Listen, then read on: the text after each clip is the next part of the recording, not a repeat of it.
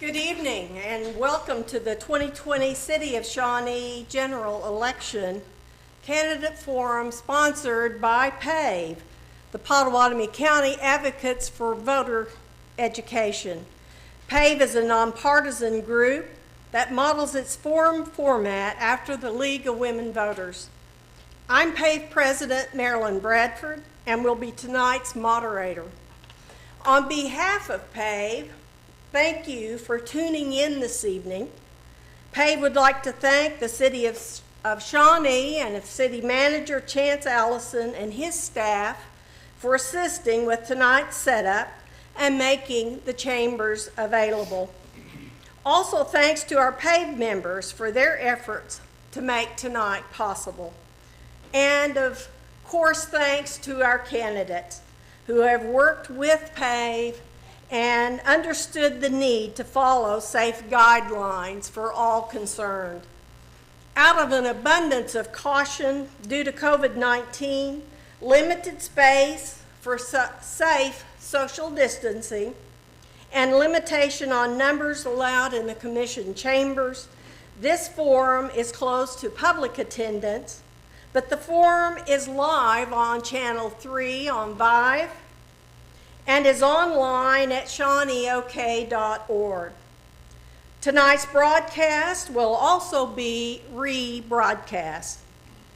Tonight's questions were submitted online to paveshawnee at gmail,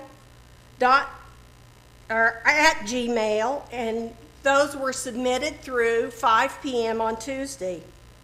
Questions were screened for duplication, relevance, and appropriateness. Questions may be directed to a specific candidate, but other candidates may choose to respond. There are no rebuttals. Campaign materials and handouts are not permitted within the chambers, but may be placed in the foyer. Tonight's order of races are Ward 2, Elliott Schuler and Bob Weaver. Ward 3 with Travis Flood and James Herod. Ward 4 with Darrin Rutherford and LaDonna Bryce. And the mayoral race will conclude the forum with Ed Bolt, Teresa Cody, Ron Gillum, and Dean Hudlow. The order of questions was determined by a drawing or a coin flip this evening, and each candidate will receive a 2-minute opening, a 1-minute closing, and a 1 minute to answer questions. If you all would join me now, let's please stand for the flag salute. Attention, position, pledge. I pledge allegiance to the flag of the United States of America and to the republic for which it stands, one nation under God, indivisible, with liberty and justice for all. Thank you all. Please be seated. And if our Ward 2 candidates would proceed up, please. Mr. Schuler and Mr. Weaver.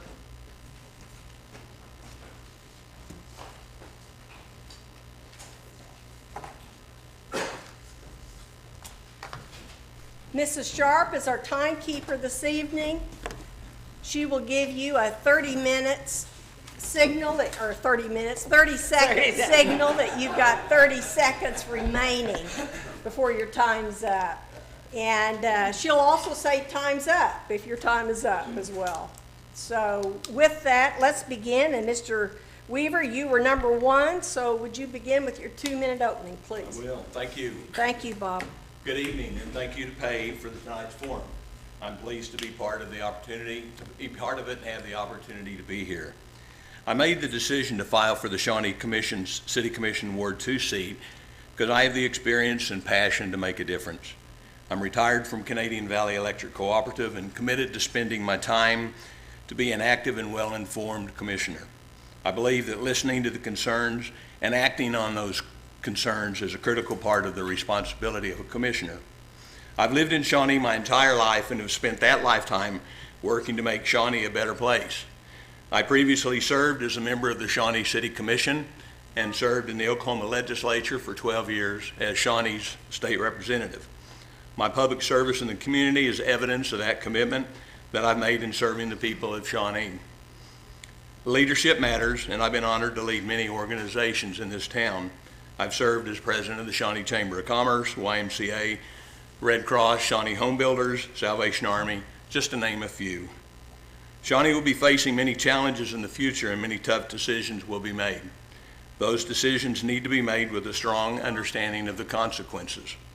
Shawnee will be facing, or I will advocate for transparency with city finances, focus on enforcement of existing codes and ordinances to enhance the attractiveness of our city, completion of the long-planned and financed Kickapoo Street project, the 45th Street project as voted by the people, maintenance and improvements of roads, maintenance of existing parks and recreation areas, including Shawnee Lake.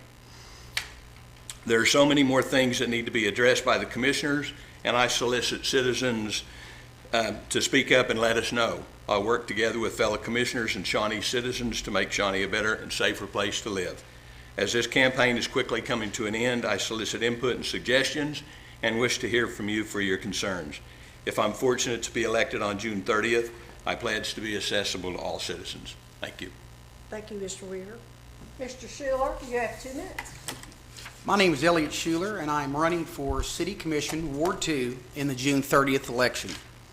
It does not matter what ward you live in, you will be allowed to vote for all of the candidates and for the mayor during this election. I'd like to tell you a little bit about myself so that you can make a more informed decision on the Ward 2 seat. Over the last 28 years, while living in Shawnee, I have served the community through manufacturing, education, and as a small business owner. My wife Greta and I own and operate 3 businesses, and we are currently renovating a location down on Main Street. We are committed to the community, and we are committed to Shawnee. I currently teach at Gordon Cooper Technology Center. I am the advanced manufacturing and machining instructor there. I mentor young students to enter the workforce at high-paying jobs so that they can better their lives, be better citizens, and have a future. I hope to be a voice for all citizens in Shawnee, not just the voice for the citizens of Ward 2.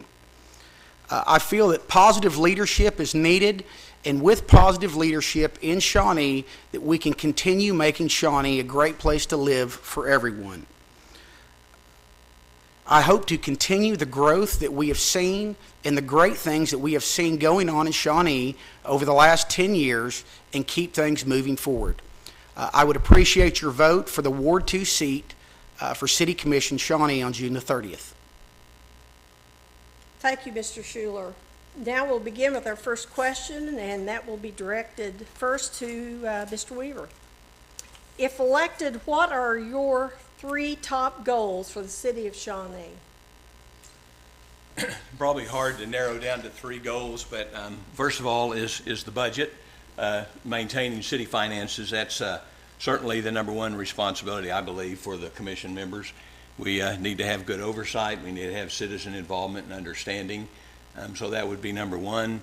I think next we have community needs of infrastructure, that being everything from beautification to dilapidated buildings that need attention. We need to maintain the codes that are on our books and make sure of enforcement. And probably on top of that, gosh, I'll just throw out Shawnee Lake. There's so many. We live at Shawnee Lake. It's a jewel that we have. It's our water supply. Needs to be protected, developed, enhanced, and I would advocate that be a major priority with our commission, that we realize the jewel that we have there. Thank you, Mr. Weaver. Mr. Schuler, would you like me to repeat the question? What are your 3 top goals for the city of Shawnee? I would agree that there are so many to list, but I'll go over my top. I think safety and security for our citizens, making sure that our fire and police have the necessary tools to get the job done, to make sure they're supported, make sure that they're informed on everything that's going on. I think number 2, we need to make sure that our finances and our money are right, to make sure that the citizens know where their tax dollars are being spent, how they're being spent, and be transparent on what we plan not only today, tomorrow, but years down the road, that we tell our citizens the plan that we plan on doing and to follow through with that. Last, I think that Shawnee is a beautiful place. We have a lot of great development going on, especially towards the north side, towards the interstate. I think we need to continue making Shawnee a beautiful place for everyone and continue to keep moving that forward as far as investing in quality of life type situations for all of the citizens. Thank you. Mr. Schuler, what does diversity in the city of Shawnee mean to you? I believe that in Shawnee that all citizens should be treated equally, that they should have equal opportunities, that they should have equal access to public means, public parks, city, how would you say, city opportunities, that whether you live on the south side of town, in the middle of town, or north of town, that all citizens have the same opportunities and same access to public funds and police, fire, and public works as everyone else does. Thank you, Mr. Schuler. Mr. Weaver, what does diversity mean to you? I agree with Mr. Schuler. He said it very well. We have a lot of different diverse populations in Shawnee, and I think it's really important that we recognize each and every one of them as important to all of us with city government to be responsive to each of those needs. I think we need to look at the handicap concerns and those with disabilities and make sure that we have a community that that works comfortably for them. But certainly with our race, we need to make sure that if there are issues, we address those issues. I've not had those brought to my attention, and if they're there, want to work on those and make sure that we have as good a community as we can to work for all people, regardless of race, creed, or any of their other interests. Thank you. Thank you, Mr. Weaver. What do you see, Mr. Weaver, as the three most important issues that are now facing the city of Shawnee? It sounds kind of like the last question that was asked of us of our three priorities. I think the budget, I'll respond to that. It's critical. We're going to be, I would suspect we'll have a shortfall in this coming next 3-4 years. It's going to be difficult times financially in our city, and that will always be a struggle regardless of whether it's good times or not. Roads and bridges, or roads particularly, we have a major project, Kickapoo Street, that's been funded for many, many years. That's on the verge of being worked on and completed. We have 45th Street, which we as voters supported and voted on to enhance and expand and widen. That's mighty critical, and I think that's a key. And I talked about the beautification, code enforcement, the needs of the community to enhance the views and the livability for all of us in Shawnee. Thank you, Mr. Weaver. Mr. Schuler, what do you think are the three most important issues? I think we need to make sure that our capital improvements continue. I've seen a lot of growth. I've seen a lot of improvements with our capital issues. As far as our sirens, I saw today that they were replacing our lights going down the Kickapoo. Those kind of things that make Shawnee attractive to people, make people want to move to Shawnee, live in Shawnee, enjoy that quality of life. We need to keep that in mind. We need to stay on our water system, sewage system, trash system, make sure that that fits the needs of all of our citizens. And then emergency response. We need to make sure that we have the emergency response that is necessary to take care of anything that might happen to us, whether it be catastrophe, fire, tornado, those sorts of things. We need to continually assess that and make sure that we're on top of that for all citizens. Thank you, Mr. Schuler. On question 4, I'll direct this one, Mr. Schuler, to you. Are you a supporter of social engineering? If yes, why? And if not, why not? Interesting question there. I am in favor of improving the quality of life for all of Shawnee citizens in the way that they choose to improve their life. I am a big supporter of helping people help themselves, presenting opportunities to the community, making things available to the community so that they have those opportunities if they want to grow, learn, do good things, that those opportunities are provided, that they are available, the resources are available, and that the city will support that. Thank you. Mr. Weaver, are you a supporter of social engineering? I'm not sure I know what social engineering is. I'll go along Mr. Schuler's line. We have, I think, with all of the programs that we have in the community, I think they need to all work together, everything that we have that provides social services to the people in need. If that's what it's asking you, absolutely. And I believe in that if that's what social engineering is. Well, I'm with you. I'm not sure exactly what it is either. Mr. Weaver, what's your plan to address the homeless in Shawnee?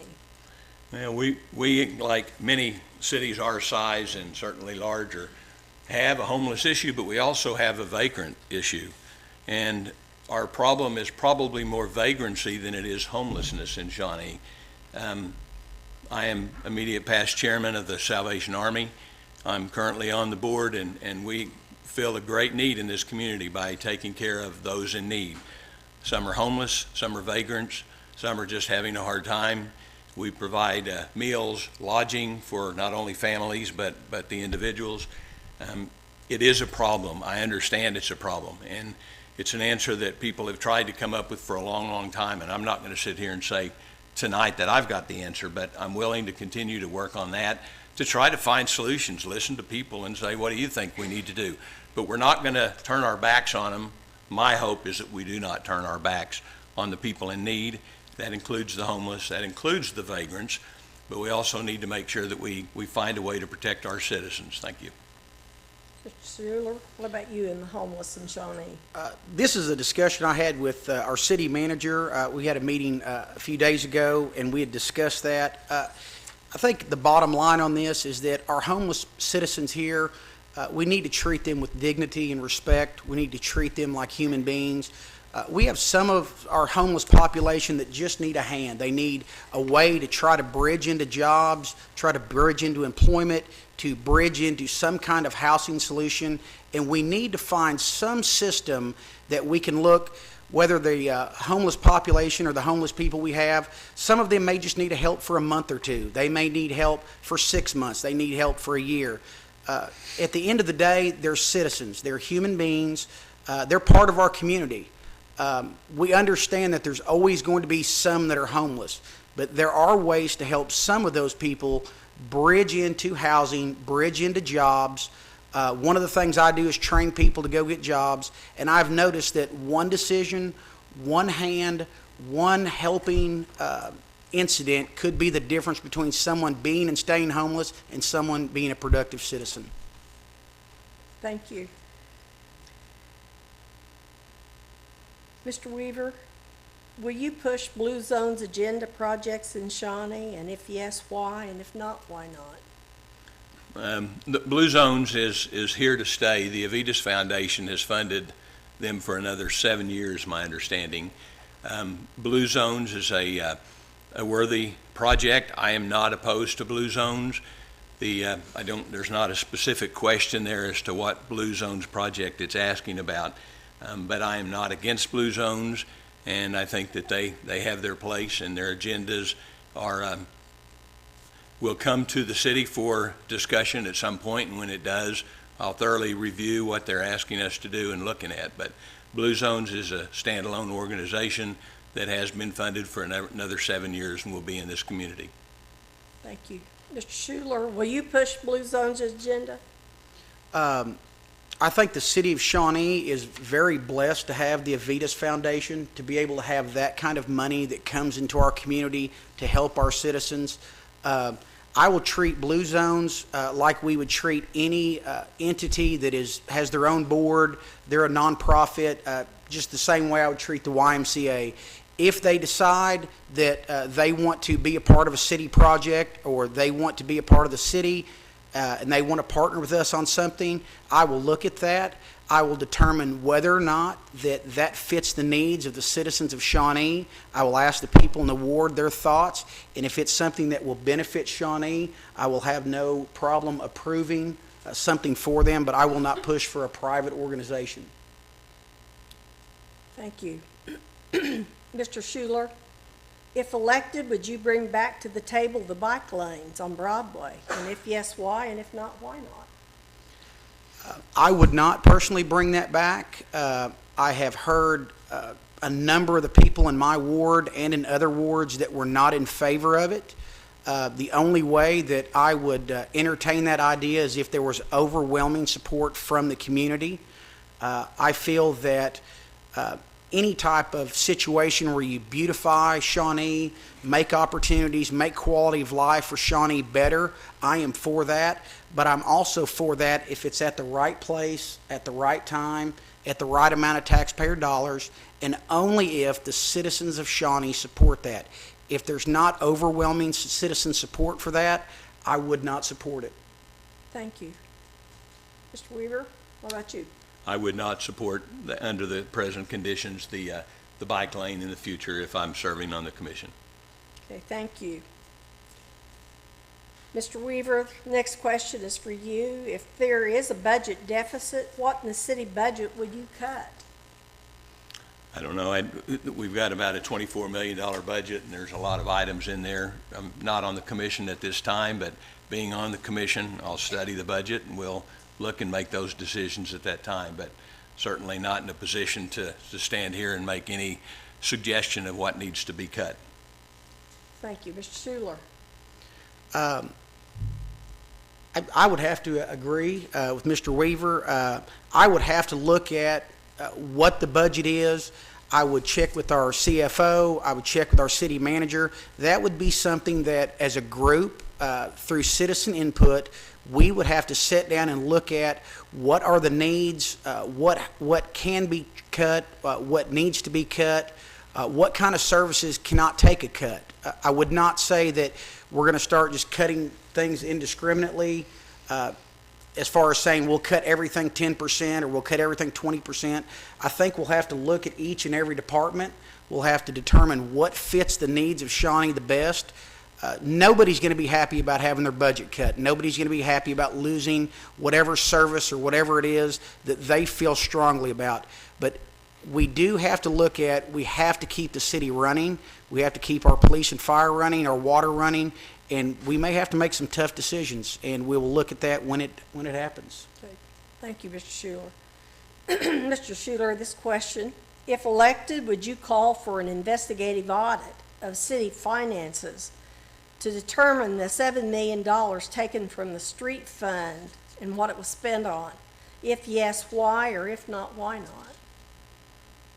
not? If the people of Shawnee, if there was an overwhelming amount of support for an audit like that, if the people in my ward and the other wards demanded that, I would look into that and I would not be opposed to it. If there was evidence that was shown to me from a group of people or even the city manager or someone in our city that said, we have evidence that there is something going on, that there's something wrong, I have no problem saying we need to look into this, we need to do an audit. If there's no proof, if there's no evidence of any wrongdoing, if our city manager says our audit's good, everything looks good, I would not commit the kind of money to an extensive audit like that if there was no reason to look into it. Thank you, Mr. Schuler. Mr. Weaver, would you call for an investigative audit? I think an investigation might be appropriate if as a commissioner I review don't get a satisfactory answer as to what the questions of the citizens have been for several years on the condition of our budget and expenditures. So yes, I would agree to supporting that audit if in fact looking at the budget and looking at the numbers and having an explanation for management doesn't appear satisfactory. Thank you. Mr. Weaver, if elected, will you disclose any and all possible conflicts of interest, whether direct or indirect, that are known to you now or in the future, and abstain from any vote where it applies? Yes, I always did that in the legislature and know to do that now. Thank you. Mr. Schuler, if elected, would you disclose any and all possible conflicts of interest, whether direct or indirect, known to you now or in the future, and abstain from any vote where it applies? I believe transparency is the most important part if you're going to be a public servant. I think you need to be honest with the people. You need to be honest with the people who elect you. Anything that I would do or any vote that I would make that would benefit me in any way or benefit anyone I know in any way, I would abstain from that vote. And yes, I would be very transparent on anything and everything I do. Thank you, Mr. Schuler. Mr. Schuler, this question first to you. What are your thoughts on future development and commercial growth around the Shawnee Twin Lakes? Again, this would be something that I might have to abstain from since I do live at the lake. I do think that the lake is an absolute wonderful place for Shawnee. I see people come out there and kayak all the time, fish. They enjoy recreation out there. I think that it would be good if the city utilized it more or funded it to attract more people out there. Again, I'm all about quality of life, giving the citizens opportunities. So I would not be opposed to that, but I would not be allowed to vote in that since I do live on the lake and I own lake property.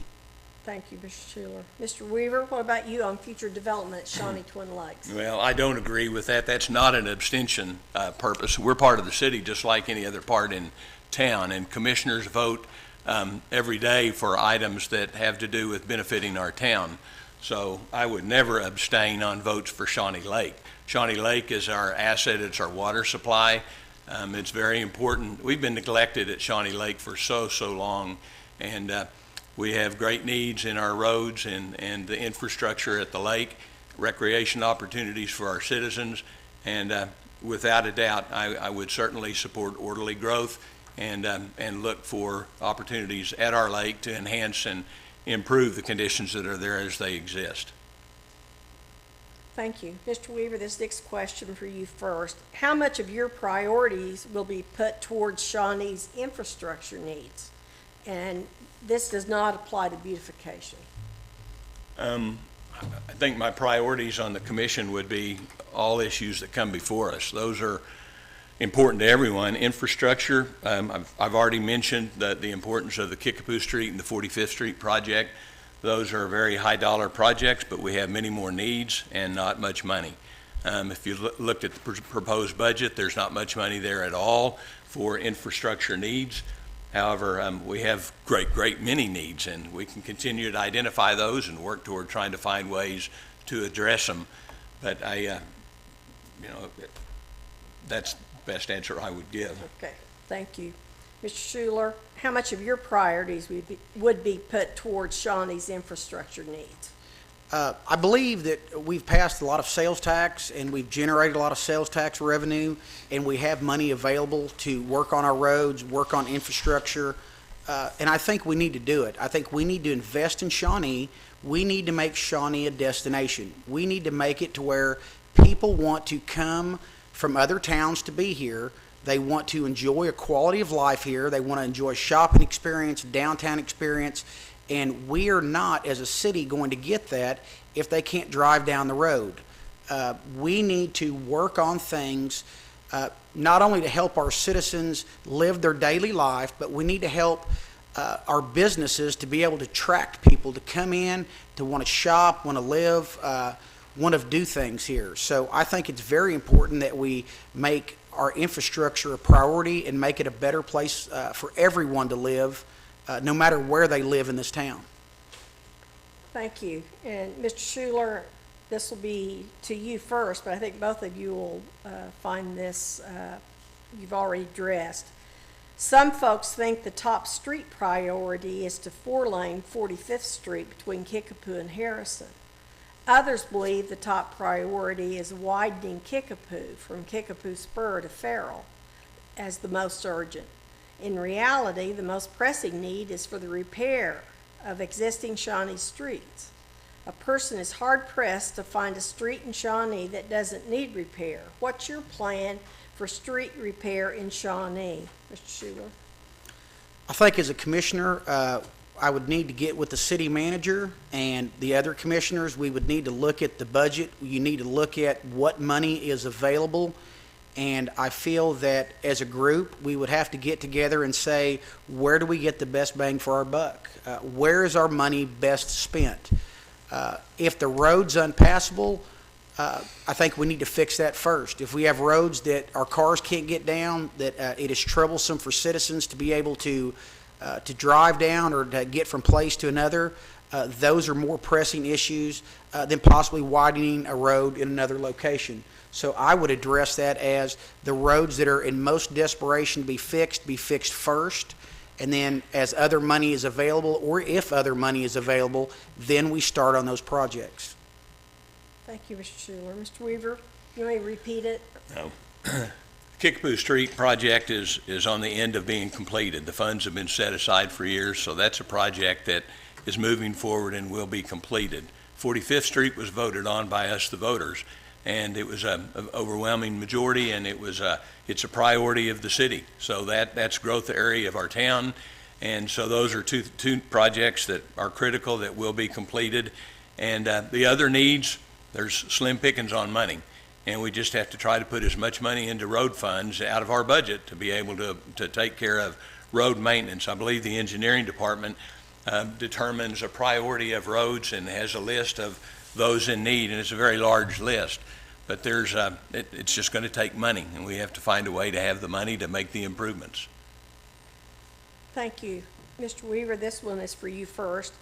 I read in the paper where the expo has not been taken care of and that Seminole fired Spectra, the company that Shawnee contracts with. Explain the issues at the expo and your plan to fix them. I'm troubled by some things I've learned about the condition of Spectra's facilities, of the Expo Center specifically, and the management from Spectra. I have been there on several occasions and been real disappointed in the maintenance of the grounds. I think it's going to be a serious look, and we're going to have to take a serious look as to what the contract is with Spectra. And my personal opinion, before getting into the grind of seeing the details, that there are some problems with that contract, and I'm committed to take a look at that. This present commission, I believe, is dealing with that in the next meeting or two, so it's something we're going to have to continue to work on, but I think it may not be in the best interest of the people in Shawnee. Thank you. Mr. Schuler? I feel that if we have a contract with them and they are not upholding their end of the contract, I have no problem as a commissioner looking at getting out of that contract or figuring out a way to make them honor the things that they have promised us. That is something that we need to be very aware of as far as getting a hold of voters, citizens of Shawnee, and hear their voice on what's not being done, what has not been done that was been promised. And I have no affiliation as far as one way or the other with this company. And so if they're not honoring their agreement, if they're not honoring what they said they would do, we either need to hold them to it or we need to find someone else to enter a contract in with. Thank you, Mr. Schuler. This next question is to you, Mr. Schuler. Are you for or against bike police in downtown Shawnee? If for, what will you do to get them back on the streets of downtown? And if not, why not? Bike police, I would probably have to I have no interest in that in either way as far as for or against. That would be something that I would have to talk to the people in my ward, the people in Shawnee, get their thoughts on it. I would also have to talk to our police chief. He's the one that is running our police department, our city manager, figure out what is the best for the citizens of Shawnee. What would be a benefit for citizens? How would that improve the quality of life for our citizens to have bike police down there? If they could show me that that is something that is good, something that would benefit the citizens of Shawnee, would increase our quality of life in any way, I would have no problem voting for it. If we can't, if it doesn't do any good, if there's no benefit, I would not be able to vote for it. Thank you. I think bike patrol, we had it years ago in Shawnee, and it was really impressive. I think it was a great presence by our police department. I'm a little concerned when the new police station is built that we're going to lose some visibility of the police station downtown as we have now and the police presence. And I really think bike patrol is a good and efficient way to patrol and be visible, and particularly in some areas around downtown that have been higher crime areas, higher areas that need attention. So naturally it's working through the police chief, the city manager, the budget to be able to find ways to do it. But it worked before. We had a couple of previous police chiefs that implemented that. It was a really good program, and I'd like to see it come back. Mr. Weaver, this one's to you first. Is the city going to take the Historical Society up on their offer to provide space for a substation for Shawnee Police Department? And if yes, why? And if not, why not? I don't have any knowledge. I've not ever heard of that, so I don't know. Okay. Mr. Schuler? One of the things that, as I've talked to the community, as I've talked to people through this campaign, that I've learned is when you don't know something, just say, I don't know. And this is something that I do not know anything about. I would be more than happy to look into it. And if it's something that benefits the citizens of Shawnee, I would be more than happy to assess that then, assess the needs of it. But at this time, I have no knowledge of that question or what it would do to help or hurt the citizens of Shawnee. Okay. Mr. Schuler? Are you concerned about the deaths of unarmed black citizens while in police custody? Why or why not? I am concerned about the deaths of anyone in police custody. I believe that the police is here to protect and serve. I think they are members of our community. I know many of our police officers. Some of them were my former students. I think our police does a wonderful job. But I do think that our police need to treat all of the citizens of Shawnee, even visiting people to Shawnee, with dignity and respect. I think we need to respect human life. I know that there's a big incident on the television that we're all seeing right now, and I think if anyone can sit there and watch someone die on television and it not move them, if it not touch their heart in some way, I think there's something wrong there. So I am very touched and very interested in our police being good public servants and protecting and serving our community and treating everyone with dignity and respect. Thank you, Mr. Schuler. Please repeat that question. Are you concerned about the deaths of unarmed black citizens while in police custody? Why or why not? I'm absolutely upset about it and troubled by it, and as most of our country is. And I have not, fortunately, we've not seen that in Shawnee, America. Doesn't mean it won't happen. We have seen it in other parts of Oklahoma, in Oklahoma City in particular, and it's an embarrassment. But training is a key. It's really important. And I will sit here and answer the question bluntly. I am shocked, and as most of you are as well. Okay. Thank you, Mr. Weaver. This will be our last question, and then we'll have our closing. And this is directed first to Mr. Weaver. If you're elected, how would you respond to protesters and civil disobedience in Shawnee? Never been confronted with protesters, never seen unruly crowds. That would be the responsibility of our police department. So would certainly back our police officers and hope that they're trained well, hope that they handle the situation well, and offer any kind of assistance that we might. But I'm used to a peaceful community that has not shown signs of unrest, but I don't know how as a commissioner I could handle it any different than I could as a citizen of Shawnee, and I don't know what that answer might be. Thank you. Mr. Schuler? Could you repeat the question? If elected, how would you respond to protesters and civil disobedience in Shawnee? I think as a commissioner, I would try to work closely with our city manager, with the chief of police, and I would support our police, our fire, in any way I could in a way to try to protect all of the citizens of Shawnee, including the protesters, including small business owners, property owners. I would do whatever I could in that position to try to help keep the citizens safe. And I think one of the great things about this country is that if there is injustice, if there are things that are going wrong, if there are things that need to be addressed, that you have the right to protest. And I believe that the people here that would be protesting, I believe in that right, but I also believe that we would have to make sure that if any destruction or anything like that was going on, that we would also have to protect those citizens, that their property was being destroyed. Thank you, Mr. Schuler. With that, it's time for our closing. And at this time, Mr. Schuler, you have 1 minute for closing. Thank you. Again, I would like to thank Pave for hosting this event. My name is Elliot Schuler. I'm running for Ward 2. Just a little bit about myself again. I'm not a career politician. I'm not well polished. Obviously, by the way you can hear me up here speaking, this is not really my forte. I'm used to training people, used to teaching, helping people fulfill their dreams. I've been a blue-collar worker all my life, and an educator, small business owner. I'm doing this because I want to help Shawnee succeed. I want to help Shawnee grow. I see a lot of growth. I see a lot of positive things going on in Shawnee.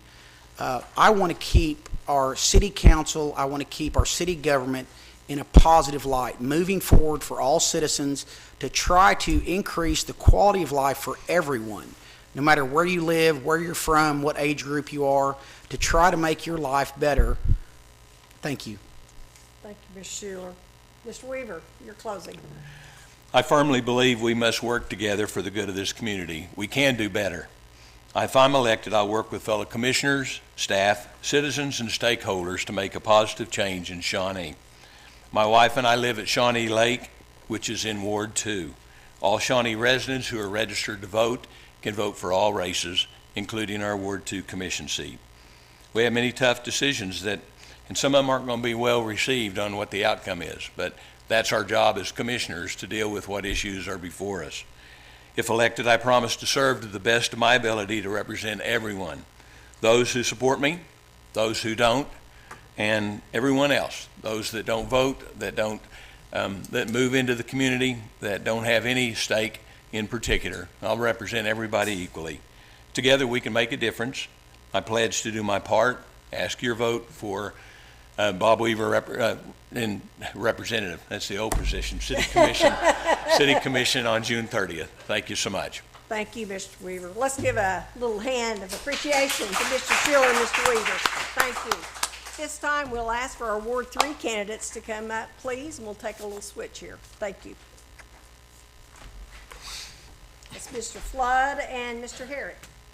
I hope you have water for the other people, because I really needed this water. Yeah, we do. Good. And we're gonna make you a shot of this. Tell you what, I was dry to start with. Thank you. You want that? Sure.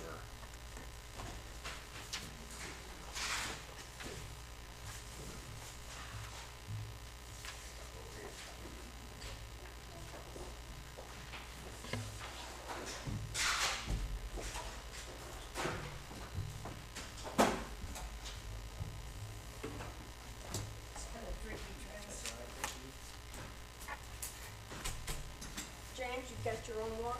Yes, ma'am. Okay.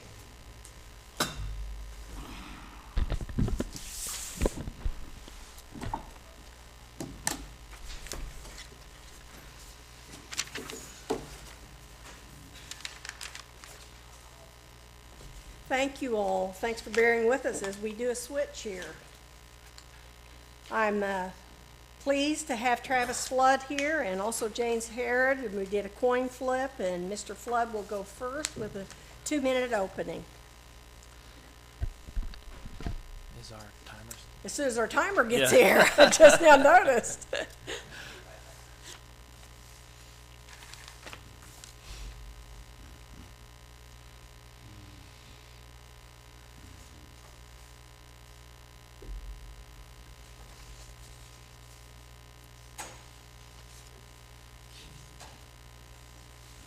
I called for our timer and she was not there.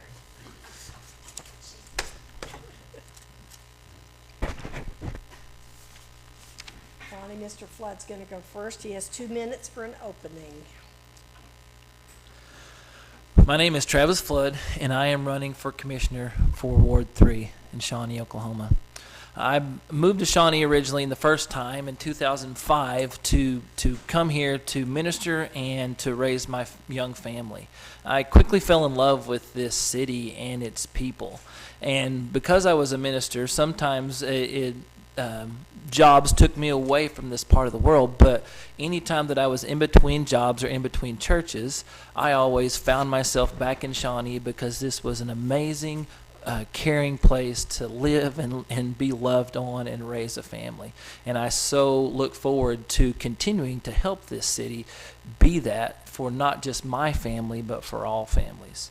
When we think about the things that are going on in our world right now, we really need to focus on unity. We really need to focus on love. We really need to focus on respecting each other and hearing each other.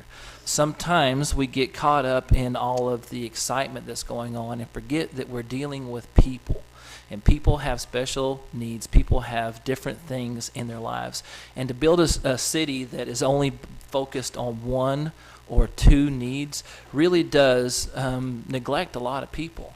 I hope that being on this commission, if I get a chance to serve, that I can be a voice for all people, all demographics, all races, all socioeconomical parts of town, and do my best, not just to hear the loud voices, but to hear the soft voices.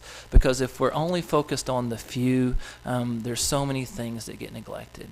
We've got an awesome, amazing economic team that's doing so many amazing things. I think we should continue to support those, continue to look for areas where we can be better and be the best little city this side of Oklahoma City. So many surrounding cities have an opportunity to come and be here and do things in Shawnee, and I just absolutely love the fact that we get to be their big city that they go and be a part of.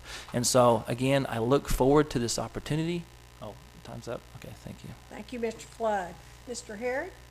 I want to first of all start out by thanking Pave for having this program, and secondly, I want to express my appreciation to the city and the citizens of Shawnee for allowing me to serve you for 4 terms, and to be on the commission and be able to work with the citizens in Shawnee. I've served your city as vice mayor for 8 years. I've also served as legislative on the legislative committee and mid-sized coalition. I've served on the contract review committee. I've worked on the I've been in private business for 20 years. I superintended schools for 30 years.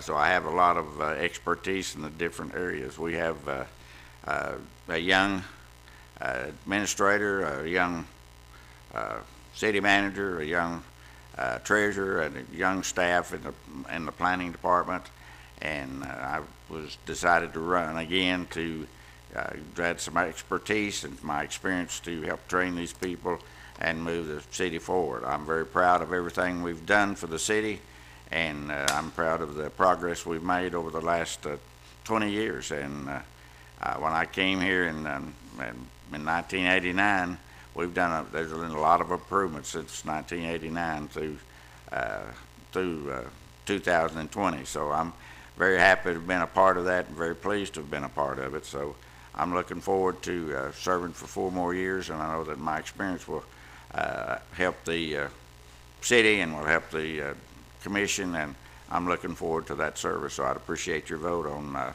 June the 30th. So thank you. Thank you, Mr. Herod. Our first question, we'll start first with Mr. Flood. If elected, what are your 3 top goals for the city of Shawnee? My top goals for the city of Shawnee are to continue with the economic growth that is happening all over Shawnee. We've made some amazing strides towards finding things that keep people shopping in Shawnee, keep businesses wanting to move to Shawnee, and have places for people to be employed and make good salaries and and keep their family taken care of.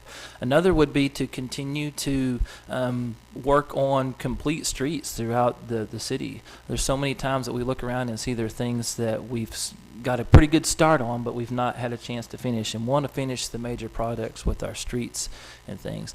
And the other is to continue to work with our amazing downtown. Downtown has been a huge improvement for things, and I love spending time down there with friends and family.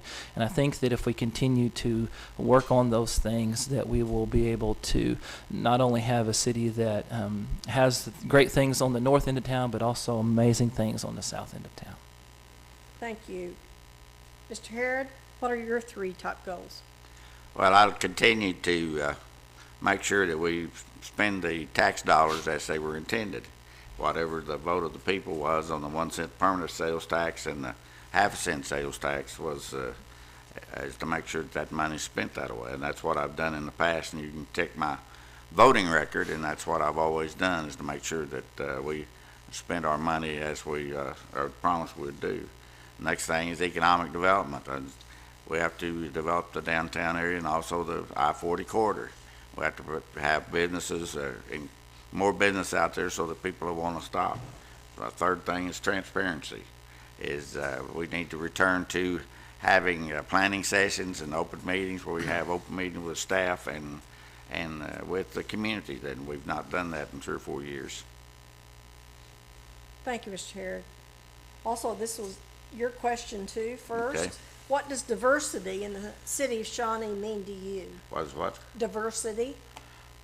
Well, I think we have a diverse population, and we have diverse, incomes and so forth. And I hope that, that I represent all of those. I live in the south part of town. When we bought our property out there and built out there, we didn't know, we were not originally from Shawnee and didn't know we were on the wrong side of town or the right side of town or whatever. So we have quite an investment out there. So, I've always worked with all the different groups, whether it be the Native Americans or the black community or whatever. We've always been able to work good together.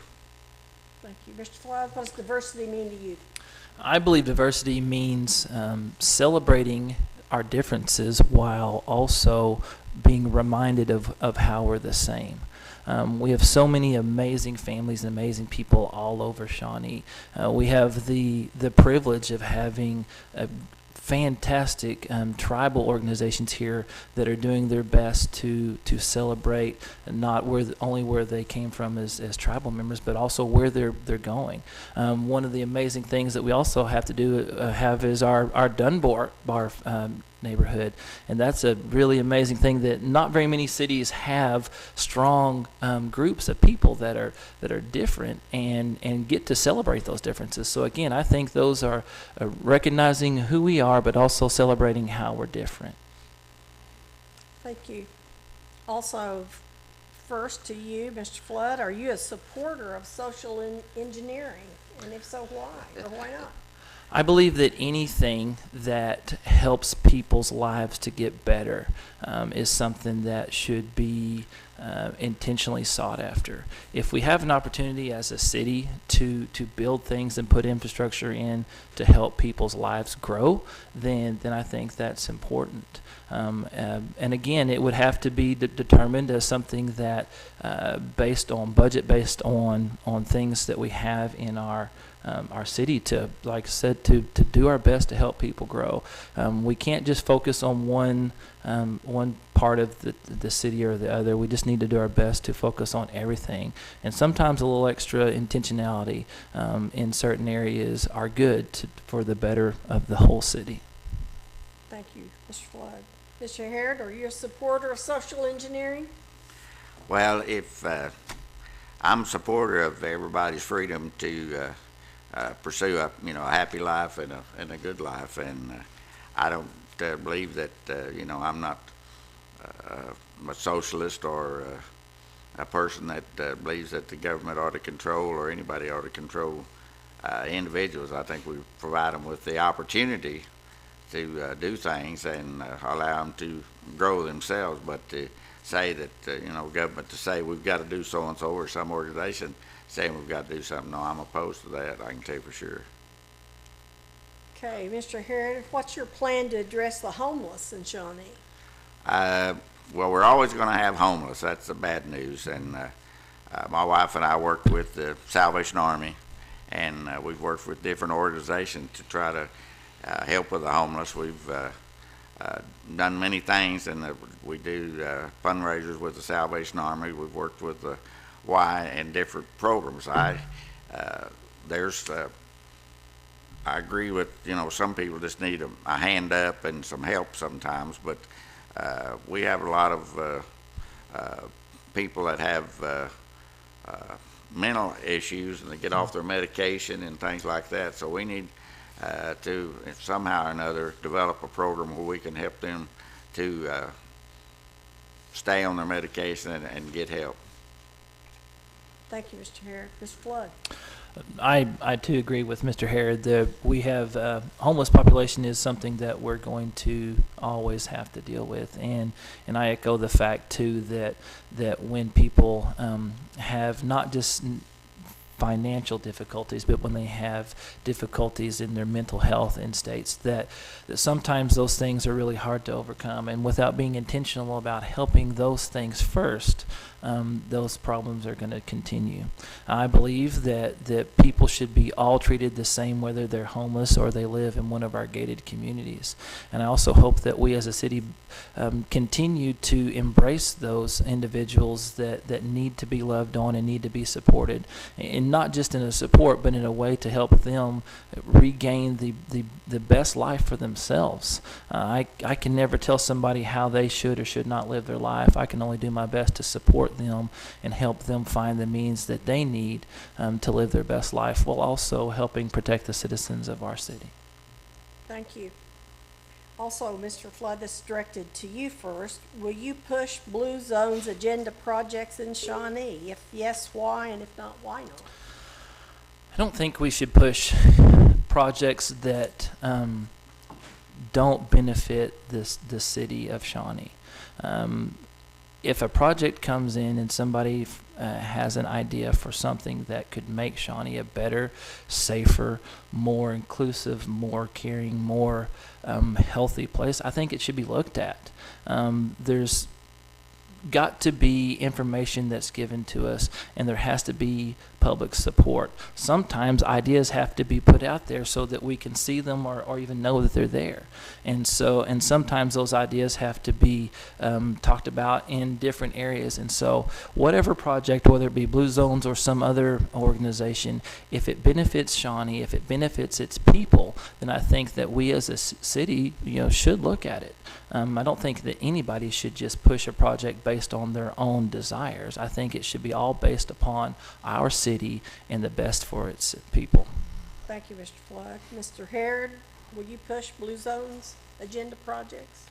Well, it's just according to I voted against the bike lanes, and the reason I did is because the city didn't have the money to do it with. We were short in our street and alley fund, and that needed to be refunded and caught up. We were able to put $1.4 million back into that account at the end of this year, so that helps. We were $5.6 million short, so that helped to bring up that deficit. And the Broadway project had just been done a few years ago, so it had already passed the planning stage and wasn't a feasible, as far as I'm concerned, a feasible project. And the follow-up to that, Mr. Harrod, would you be willing to bring back the bike lanes issue?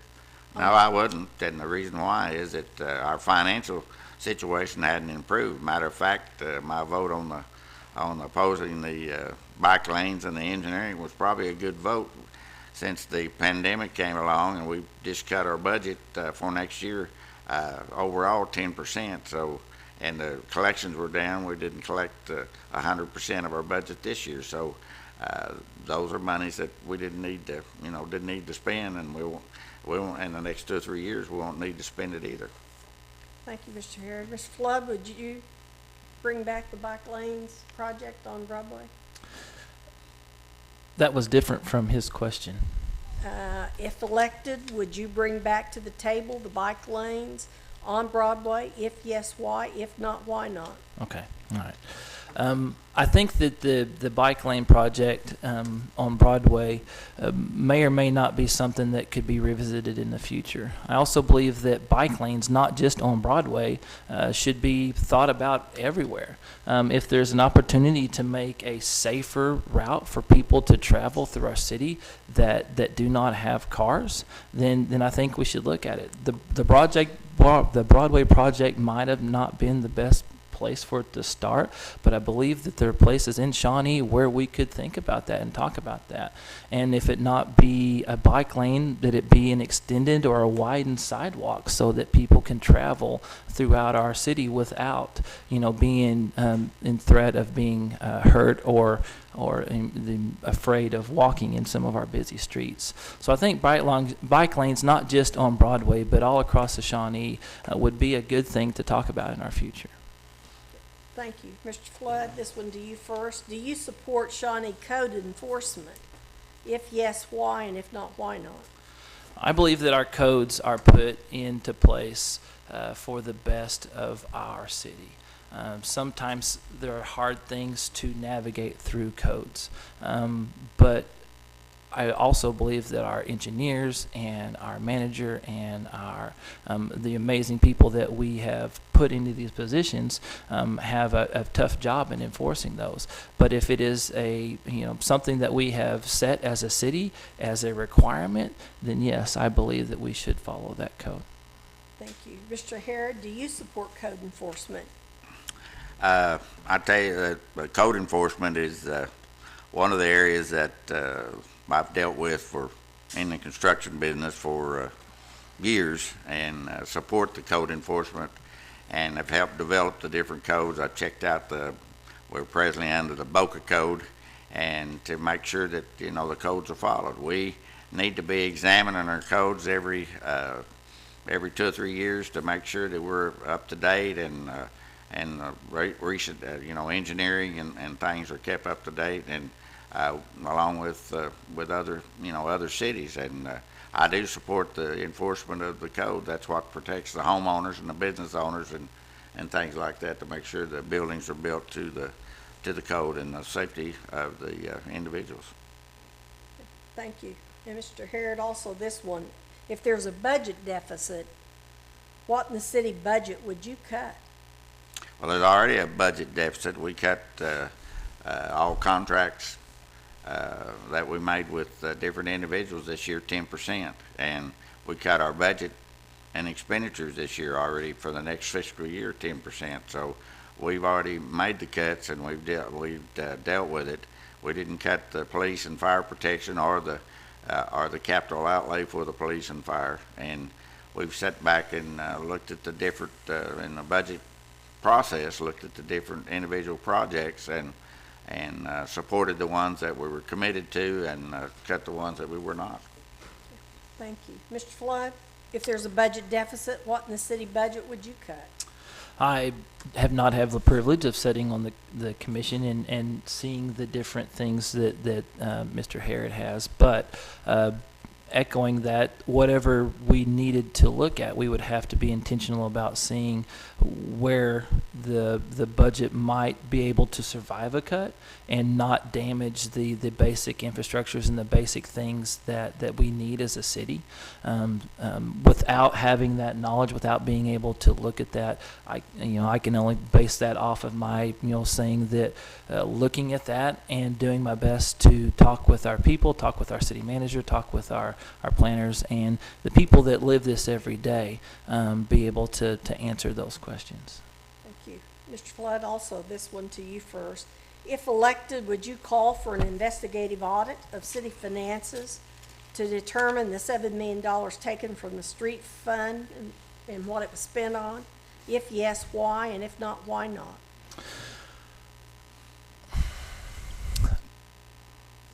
Without knowledge of the current situation, I could not say whether or not I would call for an audit. based on what I know, based on what I've seen as a citizen, and the conversations that I've had with people in the city, I would not spend the extra money for an investigative audit, unless for some reason, after becoming a commissioner, I was able to see some information or be privy to knowledge that I was not able to be given as the average citizen. I know that sometimes those conversations can happen in different places, but as I am sitting here right now, I would not call for an investigative audit to search for that.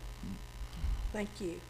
Mr. Harrod, if elected, would you call for an investigative audit of the city finances to determine the $7 million taken from the street fund and how it was spent, and if yes, why not?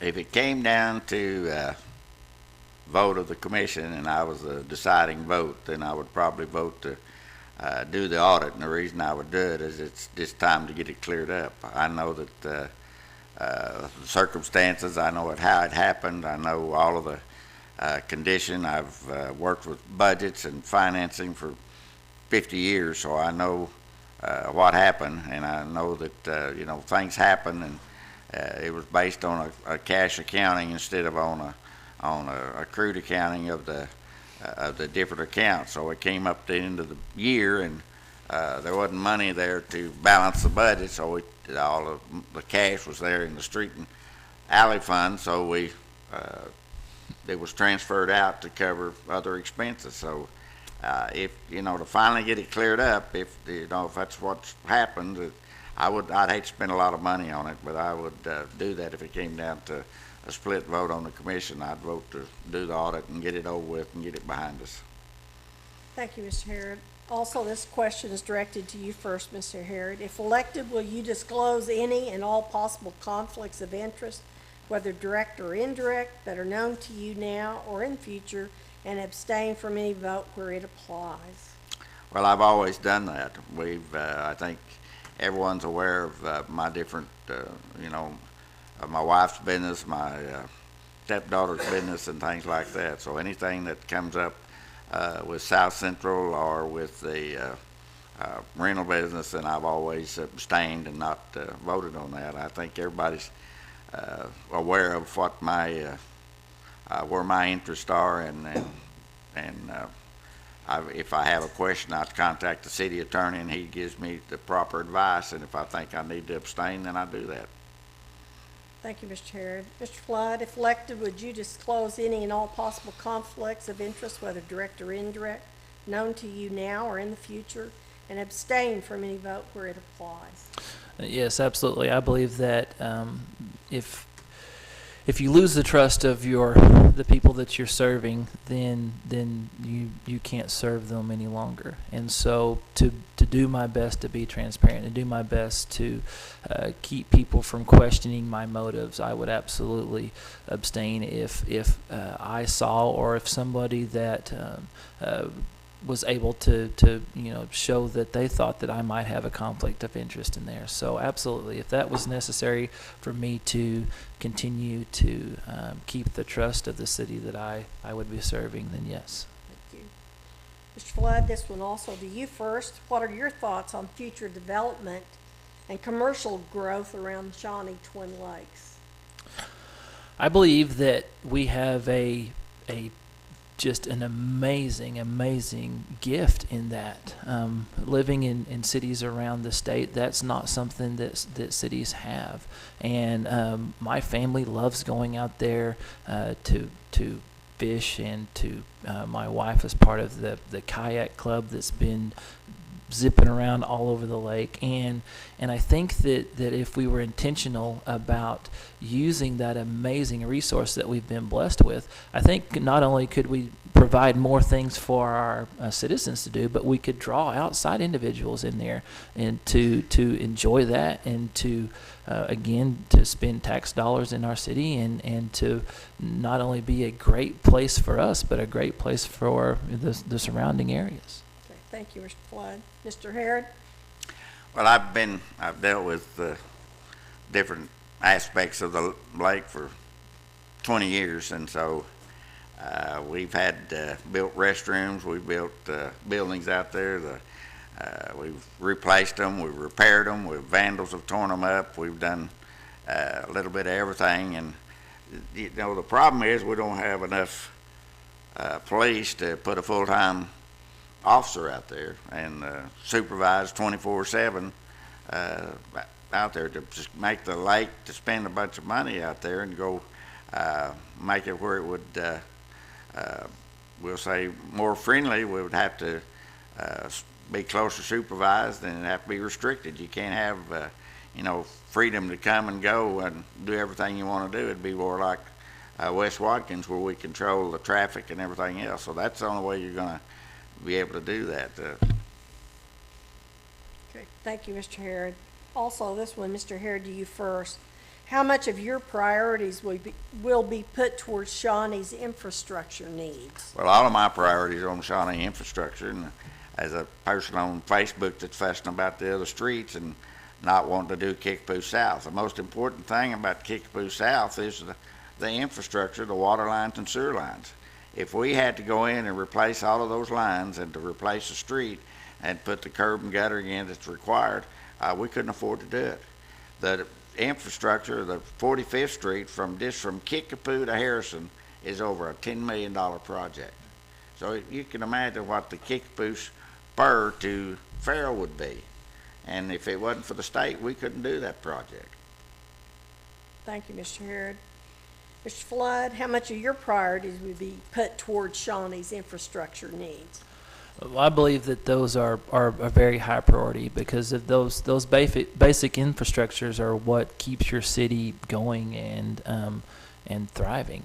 I think that being intentional about taking advantage of projects like Mr. Harrod said as they come along, and being cognizant of opportunities to do those while we have an opportunity, not waiting until things break to fix a problem. Being intentional about looking for areas where there might be weaknesses, looking for areas while we can, because it's always easier to fix something ahead of schedule versus fixing it whenever, much like this weekend when half the city is trying to figure out why they can't take a shower.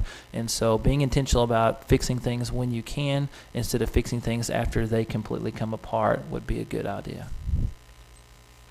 Mr. Flood, this also is directed to you first. Some folks think the top street priority is the 4-lane 45th Street between Kickapoo and Harrison. Others believe the top priority is widening Kickapoo from the spur to Farrell, and it's the most urgent. In reality, the most pressing need is the repair of existing Shawnee streets. A person's hard-pressed to find a street in Shawnee that doesn't need repair. What's your plan for street repair in Shawnee? Well, the Kickapoo extension is really out of our control. It's being done by the state, so we're just waiting for that to happen, and excited that they're going to be doing for that with us. And then we voted for the 45th one to already take place, so I think that we should be intentional about fixing the things that we voted to fix, and to take care of the things that we want to take care of, that the citizens are asking us to take care of. And then be intentional about, much like with the infrastructure, seeking out areas that need the most attention, and working on those, not just in our high priority, high traffic areas, but some of our smaller areas where streets are pretty rough. And I think that being intentional about working with the streets that need the most attention first and coming backwards would be the best plan. Thank you.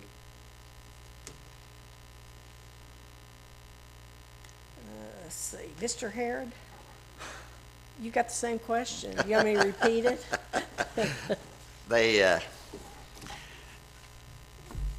We have hired a company to go around and survey every street, every block in Shawnee, and that report should be forthcoming at any time. So we've had, in the past, we've been doing panel replacement on the concrete streets. We've done resurfaces on the blacktop streets, and we have a capital outlay money that we spend on street repairs. We haven't done any lately because we're waiting for that report to see what streets are in most need of being repaired. So that should be, come anytime now. Okay. Mr. Harrod, you're first. Okay. I read in the paper where the expo's not been taken care of and that the Seminole fired Spectra, the company that Shawnee contracts with. Explain the issues at the expo and your plan to fix them.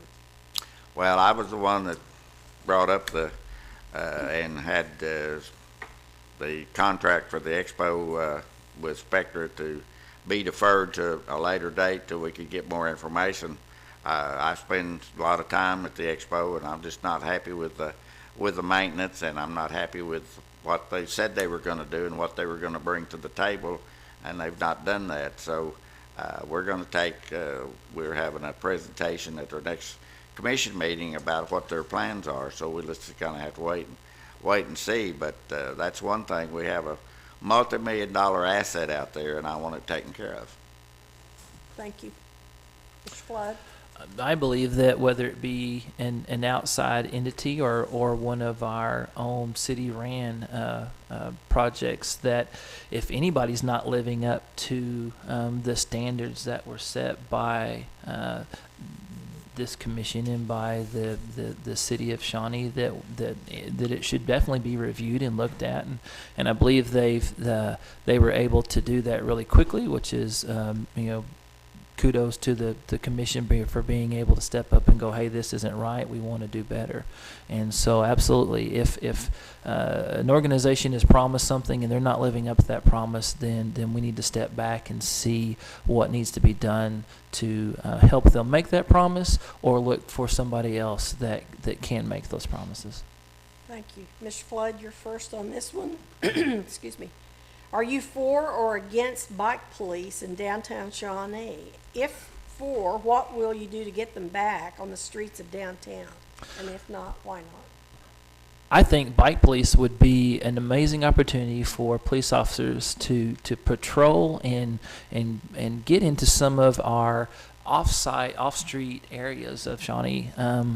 We've got some really neat places that are starting to grow, and I believe that not only being able to make it off the streets a little bit and into some of our little pocket areas, but I think that would be an opportunity for our police officers to not just be on patrol, but be able to be looked at as a real person, as our citizens, and be able to be in front of them and build relationships and not just protect and serve, but also to be saw as a community member, and that happens, and it's really hard to do that when somebody's just driving by in a car. If they could stop and talk to individuals on the street, I think that'd be an amazing opportunity, not just to serve, but also to be seen as a citizen. Thank you. Mr. Harrod, what about you? I was for the bike patrol when we did it, and I would like to see it reinstituted. I would mention that we increased our budget to the police department enough to add 2 more policemen in the next fiscal year, but until that takes men, takes time, and so until we have good patrols throughout the city, it's hard to just concentrate on one particular area. And I thought the bike patrol was a good thing, and it's a good public relation thing for the downtown and for the city. But again, it's just a matter of personnel. And Mr. Harrod, again to you first. Is the city going to take the Historical Society up on their offer to provide space for a substation for Shawnee Police Department? I wasn't aware of the offer. I just kind of have to wait and see what the requirements are and what the needs are. We at one time established a substation out at the mall, and the mall allowed us the space out there to have a substation, and it didn't work out very well. So trying to divide the men up and trying to to get them started every day on their shifts and things like that. So I wasn't aware of that. So it just had to take a look at it and let the chief and the city manager examine it and see what they think. Thank you. Mr. Flood? I too would just echo what Mr. Harrod said, that it would just need to be a conversation with Chief and with the city manager and see if that is something that is needed.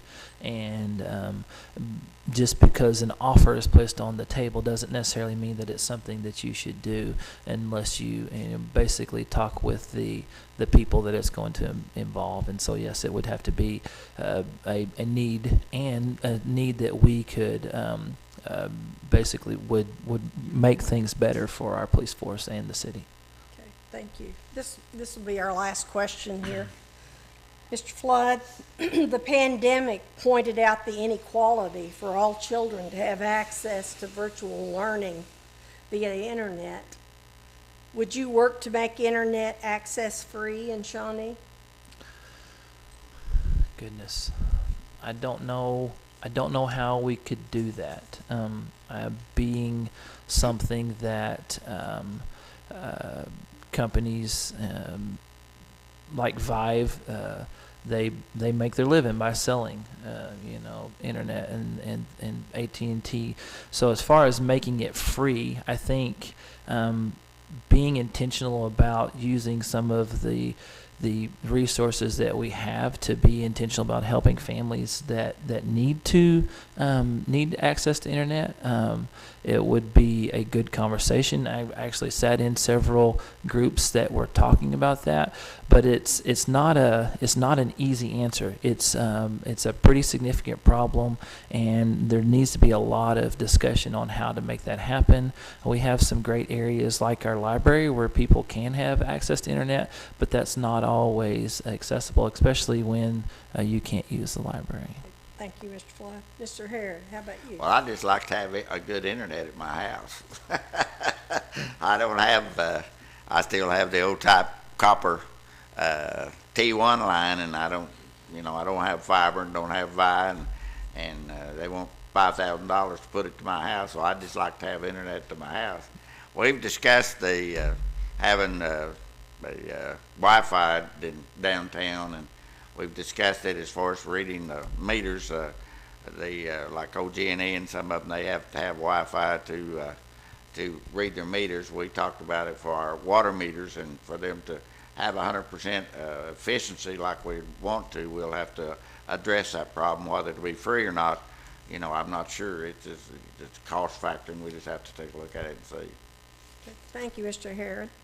Now, that's the end of our questions. Let's have our closing. And Mr. Harrod, you're first. Well, first of all, I want to say again, thanks for Pave for having this forum for our candidates. And again, one thing I haven't said in the past and so forth is that, it takes a lot of effort for a person to come down and file for office and put themselves and their name out there and put themselves on the line. So I want to tell all of the candidates, and not just the city commissioner candidates, but all the sheriff candidates, county commissioners, and everything else. It takes a lot of effort, and I appreciate your interest and support and working on Shawnee. So I hope that I have an opportunity to work in 4 more years and with the city, and the city government says moved along, and I've been very happy and pleased to have served, and I hope I have that opportunity to continue. Thank you. Thank you. Mr. Flood? I would also like to thank Pave for giving us the opportunity to share our hearts with the people of Shawnee. It's especially in this time that we're kind of stuck at home and not being able to get out and gather and communicate and talk. I would like to thank Mr. Harrod for the years that he has put in trying to make Shawnee a better place. But I also would like to say that I am my experiences might not be the same as his, but I promise you that there will be nobody that works harder than I work in building the relationships, continuing to do the best, to love the people of our ward, and bring resources and amazing things and amazing opportunities for them to build the life that they want to build, while also doing my best to serve all of Shawnee and help all of Shawnee grow to the best that it can be. So thank you. Thank you, Mr. Flood. That concludes our Ward 3. So let's give him a round of applause. If our Ward You bet, James, thank you. Our Ward 4 candidates, please come forward. Darrin Rutherford and LaDonna Bryce, please.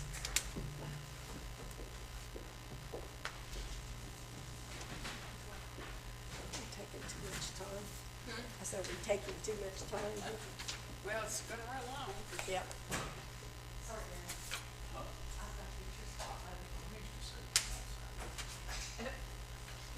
You're out of your comfort zone.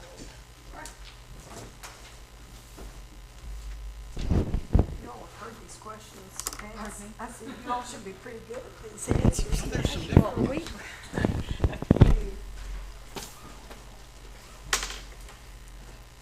Thank you all for being patient and sticking with us. I know this is kind of a long evening, so I want to thank all of our candidates. We did a coin flip, and Mr. Rutherford won the coin flip, so he will do a 2-minute opening, and then Mrs. Bryce, you'll follow. Mr. Rutherford. Hello, my name is Darrin Rutherford. I'm currently the Shawnee City Commissioner for Ward 4. I was born and raised in Shawnee. I work at Fred's Tire and Battery and have since my dad started the business 45 years ago. My wife, Donata, is a local insurance agent. She's more recently known as the Crazy Kayak Lady with the Polk County Kayak Club. Been very active lately. We have 3 children. We're members of the Wallace Avenue Baptist Church. I'm the past president of Kiwanis, been a member of Kiwanis for 17 years. Also co-chaired the Shawnee Little Olympics for a number of years. One of the things I've been involved in recently I'm most passionate about is being part of our Cops and Kids program. This event is so important these days so kids and parents alike can meet our local officers and have the chance to get to know them personally. I'm very much pro-public safety. My grandpa was Potawatomi County Undersheriff for 20 years. My other grandpa was Shawnee firefighter for 20 years. So public safety, that's very important to me and to my family. I'm passionate about that. My family ties to Shawnee is what prompted me to become a city commissioner. What can I do to serve my community? Well, this was my answer. Now, the knowledge and experience I've gained over the last 4 years, I want that opportunity to contribute or to continue to contribute to our community for the next 4 years as your Ward 4 City Commissioner. We've made great strides forward in the last few years, and I want to be part of seeing this momentum continue. And I want to thank our hosts and everyone that's putting this event on. Thank you. Thank you, Mr. Rutherford. Ms. Bryce, you have 2 minutes. I'm LaDonna Bryce. I'm the owner-operator of a real estate office here in Shawnee. I have loved Shawnee since I moved here a number of years ago. I've lived in some different areas. I moved back home to take care of family. But the very moment that I was able to move back to Shawnee, that's where I came. I have a heart for Shawnee. I have a vision for Shawnee. This is where my business is. I want to see Shawnee grow, continue to grow, and to be better for everyone. Not just a select few, but everyone. And I welcome all, I appreciate all the votes. I appreciate the opportunity. I want to thank this forum so that the residents get to meet us and put a name to a face, and to learn about us and what we think. It's very important. I am passionate about increasing the voter numbers that we have in Shawnee, the voter participation for everyone. So thank you for this opportunity. Thank you, Ms. Bryce. Our first question, and that will go to Mr. Rutherford first. If elected, what are your 3 top goals for the city of Shawnee? My top goals, 45th Street was voted on 2 years ago. We're getting ready to start engineering on that with the school going in.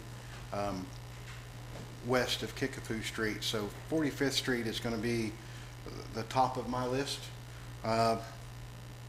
Water and infrastructure being water and sewer. Our plants need to be updated. We're working on that. That's got to happen.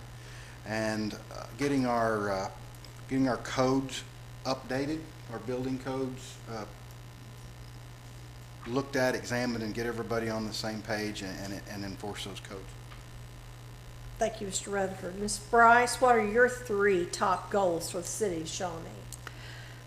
To continue with the infrastructure, those are paramount. The crime in Shawnee and the homelessness in Shawnee. If we do not address those, we can beautify the town all we want to. It's not going to change it. We're still going to have the same problems. Those things must be addressed, and we must treat everyone with respect and dignity, so that we can lift them up and encourage them and make them productive. Mrs. Bryce, this next question is to you first. What does diversity in the city of Shawnee mean to you? It's not just, it's everything. It's not just a race. It's not just a political, it's everything. It's people are different. They think different.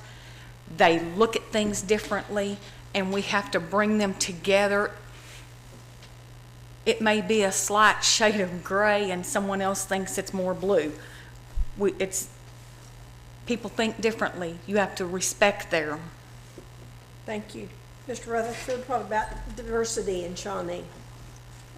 Diversity is a pretty broad term. I mean, race, social, economic, there's a lot involved in that. All of those need to be looked at, and everyone needs to work together, regardless of your race, your social status, your economic status. We've got such a diverse community here with all of our local tribes that we need to work with, and we're just a very diverse community and all need to work together. Mr. Rutherford, this question is to you first. Are you a supporter of social engineering? If yes, why? And if not, why? That's the 5th time I've heard that question, and I still do not know the definition of social engineering. I'm going to put,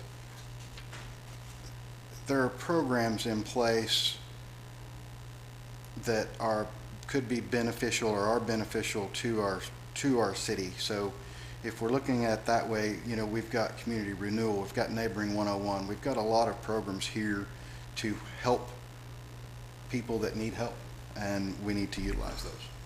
Thank you. Ms. Bryce, are you a supporter of social engineering? If yes, why? If no, why not? Let me give you the definition of social engineering. Social engineering is the art of manipulating, influencing, or deceiving you in order to gain control over you.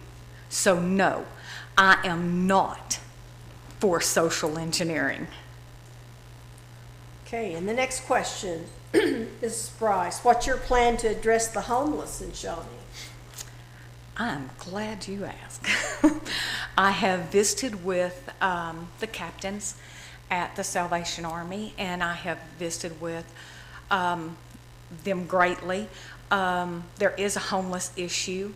I would like to see the city work with private and public individuals to help address that. If we all come together, then we can address the issue and possibly go great strides in solving the issue. Thank you. Mr. Rutherford? Homeless is a problem everywhere, not just in Shawnee. We need to do everything possible that we can do for the homeless. There's mental health involved. There's a lot of things involved with homeless. So we need to do our very best. Our police department does very well dealing with them, treating people with respect. And we need to do the very best we can to help those people to not be homeless and provide services as we can for the homeless. Thank you. Mr. Rutherford, this question to you first. Will you push Blue Zone's agenda projects in Shawnee? If yes, why? And if not, why not? Blue Zones is, for one, it's not funded by the city, it's funded by Avitas. So, but as far as pushing their agendas, I'm not going to push anyone's agenda that's not beneficial to the city of Shawnee as a whole. So, no, I'm not pushing any particular agendas. Thank you. Mr. Bryce, will you push Blue Zone's agenda projects in Shawnee? And if yes, why? And if not, why not? I will not push Blue Zone's agenda because if you look at Blue Zone's mantra and their goals, it is social engineering. They state that themselves. So I think that there are other avenues that could accomplish the very same goal. So no, I'm not necessarily a proponent of Blue Zones. Thank you, Ms. Bryce. Also, this next question to you first. If elected, would you bring back to the table the bike lanes on Broadway? And if yes, why? And if not, why? No, I would not bring the bike lanes back as they were designed. I think there's a need for possible bike lanes, but not to take someone's parking and to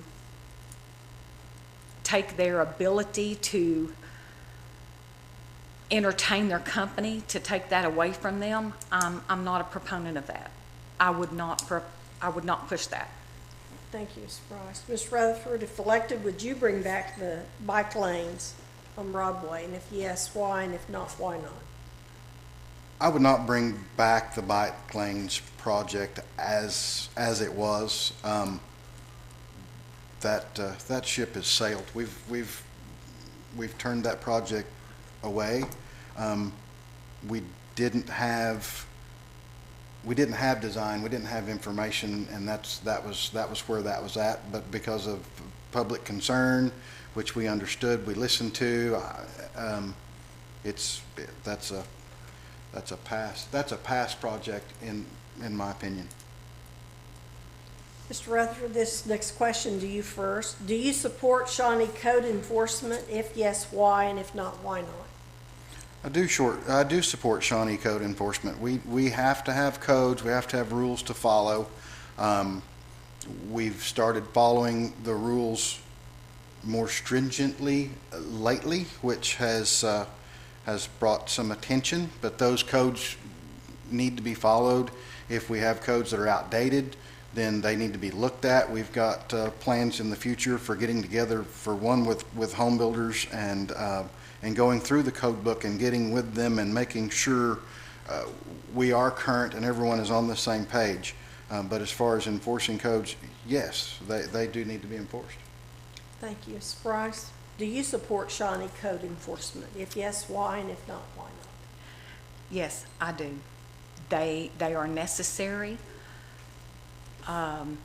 They may not be liked, but they are very necessary. And I do agree with Mr. Rutherford that if a code needs to be looked at, let's look at it. If it's obsolete, if it's doesn't apply anymore, let's look at it, let's address it, but they are very much needed. Thank you. Mrs. Bryce, this question is directed to you. Your social media posts indicate your strong opposition to the Blue Zones project. The City of Shawnee has passed several resolutions in support of the Blue Zones project that give our community members opportunities to improve their health and well-being. If elected, do you plan to attempt to repeal these resolutions? And if these resolutions are repealed, how would you explain your position to 7,700 individual citizens, as well as the numerous work sites, restaurants, grocery stores, and schools who've engaged in Blue Zones project? I would take each individual ordinance, if they were brought, and look at them individually and address them individually. As for all of the individuals who choose, the 7,700 individuals that choose to participate and follow the Blue Zones mantra, that is entirely up to them. Blue Zones is a private company. They're independently owned. So anyone can choose to follow them if they want to. It's not something that decision would change. Thank you, Ms. Bryce. Mr. Rutherford, do you have any comment on this question?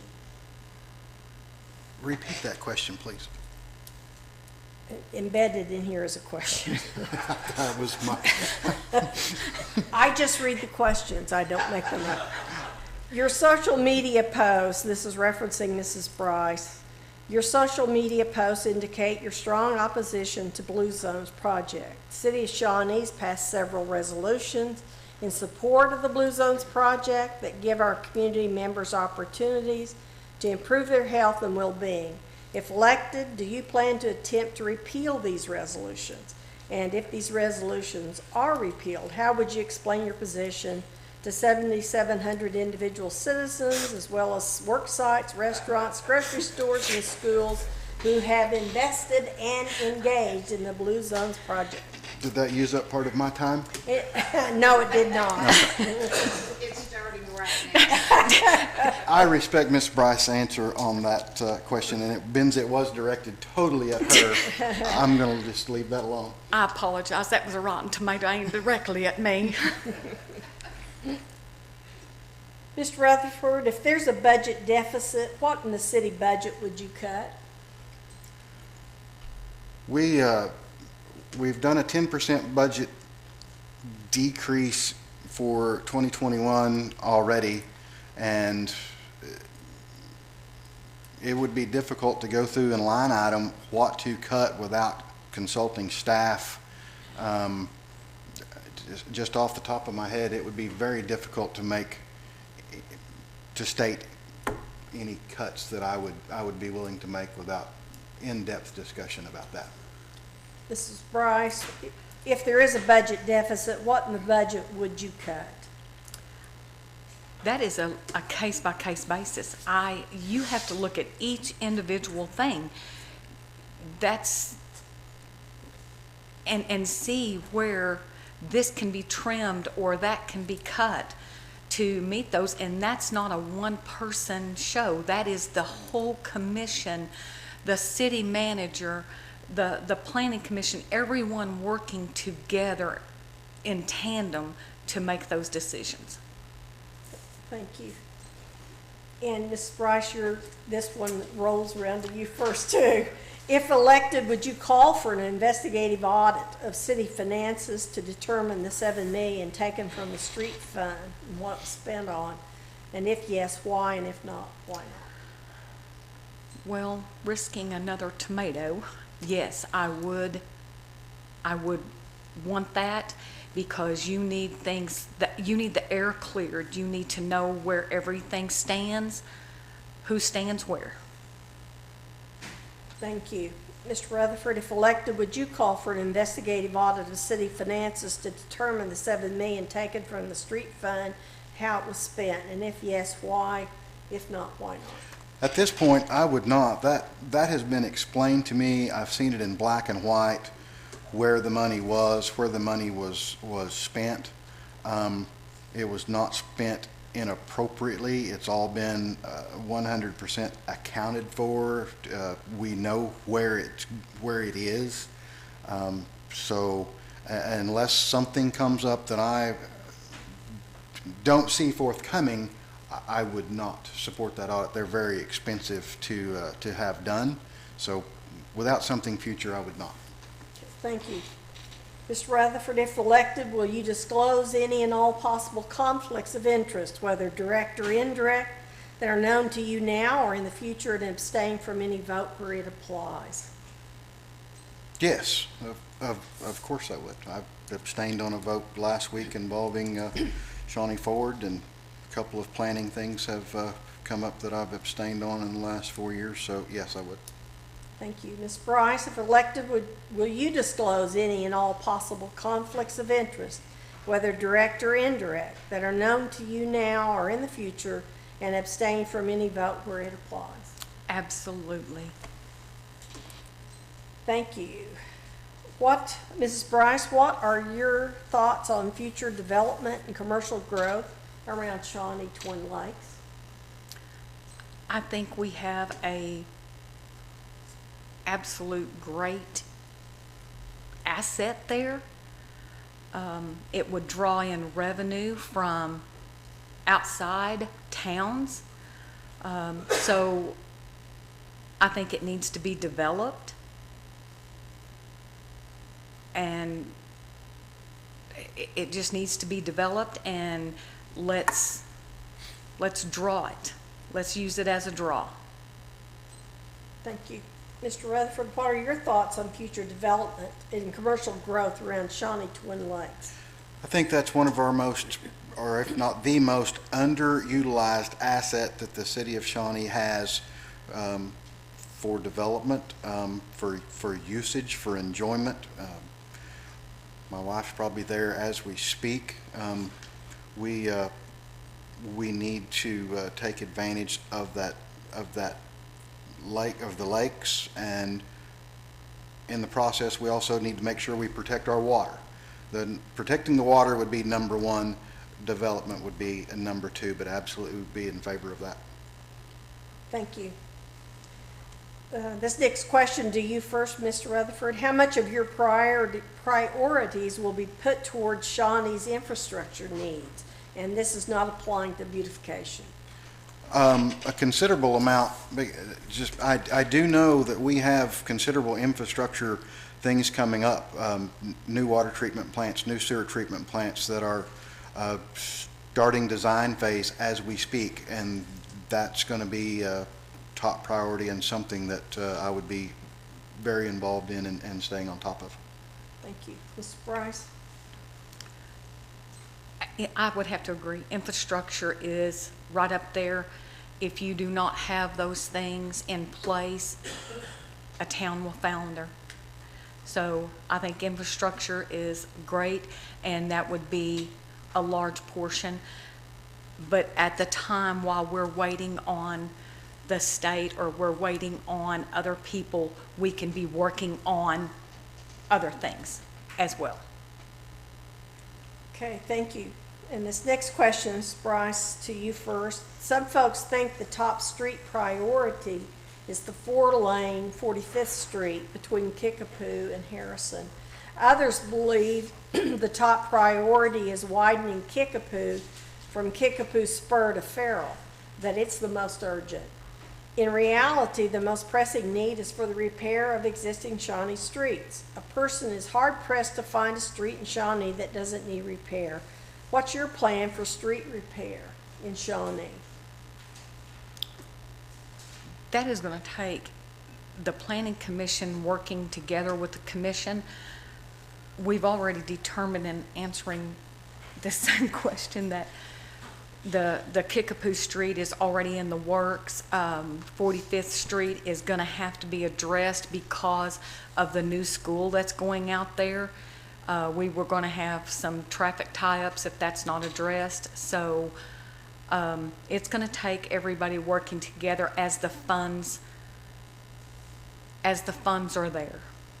Okay, thank you. Mr. Rutherford? Kickapoo South is already underway. It's funded. It's funded in the next budget. 45th Street was, that project was voted on or it's included in the half-cent sales tax that was voted on 2 years ago. So the money for that is separate. So we will have some funds available unless there's something, more unexpected that's happened in the last 90 days comes up with our budget. So working the streets or repairing the streets is going to be, it's going to be happening. We've got to wait for the report. Commissioner Harrod was talking about, they've done I don't know, it's a sonic thing that they go and do all of the streets. And when that report comes back, we will know which streets, where we need to start, and we will start those when the funds become available. Okay, thank you. And Mr. Rutherford, this one to you first. I read in the paper where the expo has not been taken care of and that Seminole fired Spectra, the company that Shawnee contracts with. Explain the issues at the expo and your plan to fix them. I'm not aware of them being fired by, so I can't speak to that. We are looking at what is going on at the expo with Spectra. It was deferred to another meeting so we can get with them and see what their plans are to step up and meet the expectations that we set forth. They're going to have to step up and meet those expectations, or we're going to take a hard look at what's going on. Deferred maintenance, they're supposed to be a part of that.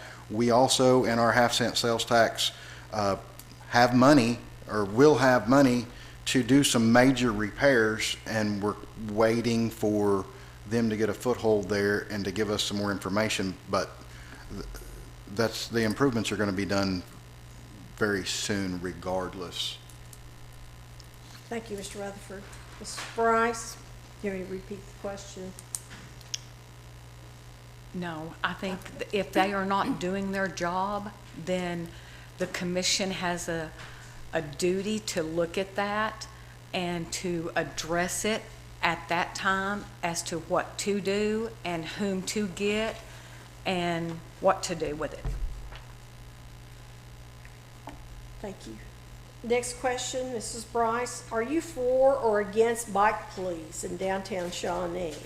If for, what will you do to get them back on the streets of downtown? And if not, why not? I would not be opposed to bike police in downtown. I think that would be a good thing, because they would be, I agree with what was said before, that would be a lot more face-to-face. However, you need to visit with the chief of police and come together with all of those entities and see what needs to be done to make it a reality. Thank you. Mr. Rutherford? The bike police is a good program. When we have sufficient staff to do that, it's when we're having any activities downtown, for sure they're very visible, they're accessible. So while those events are going on, and then as standard operating procedure, if the chief deems it feasible, then they're great that they can visit with people and be seen. We've got 2 motorcycles now that, because of COVID-19, got that they're here, could get the parts to finish them. As soon as those become available, then there's two motorcycle police that will also be very visible in Shawnee that they're adding, plus 2 more staff, or 2 more officers. So yes, I would be in favor of seeing more. Mr. Rutherford, is the city going to take the Historical Society up on their offer to provide space for a substation for Shawnee Police Department? First I've heard about that was about an hour and a half ago in this meeting, so I have no knowledge of that whatsoever. So that would have to be, I don't know those details. Okay, thank you. Ms. Bryce? I'm going to agree with Mr. Rutherford Okay. and Mr. Harrod. And Okay. Moving on then, are you concerned, this is Mrs. Bryce, are you concerned about the deaths of unarmed black citizens while in police custody? Why not? I'm concerned about any deaths in police custody. Any of them. They're all important. I think we need to look at the training and make sure that our officers are trained properly or to meet the changing issues. Thank you. Mr. Rutherford? It's been said over and over, any deaths, by specifying race, that's an improper statement in my opinion. Any deaths in police custody, or as that was worded, are unacceptable. They're appalling, and it just should never happen. I believe our police department, they're great guys, well trained. I don't believe we will ever see anything like that here, but it's appalling when you see it on television. This will be your last question. Thank you. First, Ms. Rutherford, the pandemic pointed out the inequality for all children to have access to virtual learning via the internet. Would you work to make internet access free in Shawnee? Yes, I believe that's a lofty goal, but I would never say we couldn't do something if we try. So, you know, working with Pave, working with other things, with other entities, it is something to look at, and that would be very beneficial. We offered to specify parking places in our parking lot so they could use our free Wi-Fi if need be. So there's a lot of options available to help in the meantime. But that is something that I would sure not be opposed to doing that. Thank you. Ms. Bryce? I would not be opposed to it if it was doable, and I agree that I think if we put our heads together that anything can happen. Very good. Thank you. It's time for our closing, and we will begin with a 1-minute closing with Mrs. Bryce. Wow. Okay, I appreciate this opportunity. I am grateful for the opportunity to run for city commissioner. I would count it an honor. I have served on my Kanawha City Commission, which they were called city council there, but I've served there. I've served on numerous boards with our state industry and the real estate industry. I look forward to serving the citizens of Shawnee and to be my best, to encourage everyone else to be their best. Thank you. Thank you. Mr. Rutherford, 1 minute.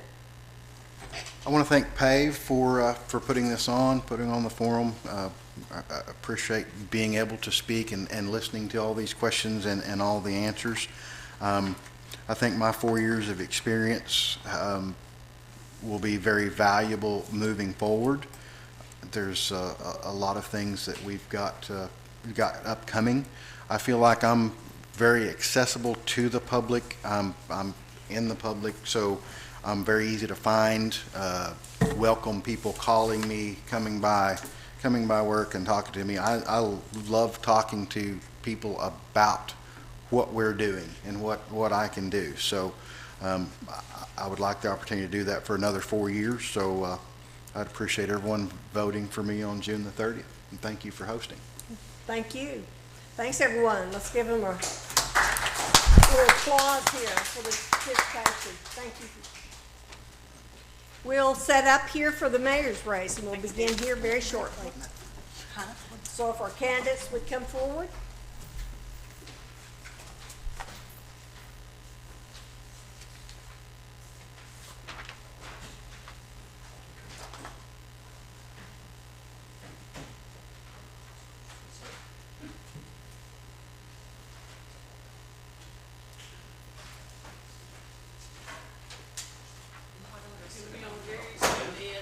Hopefully, I may need to move here, I think.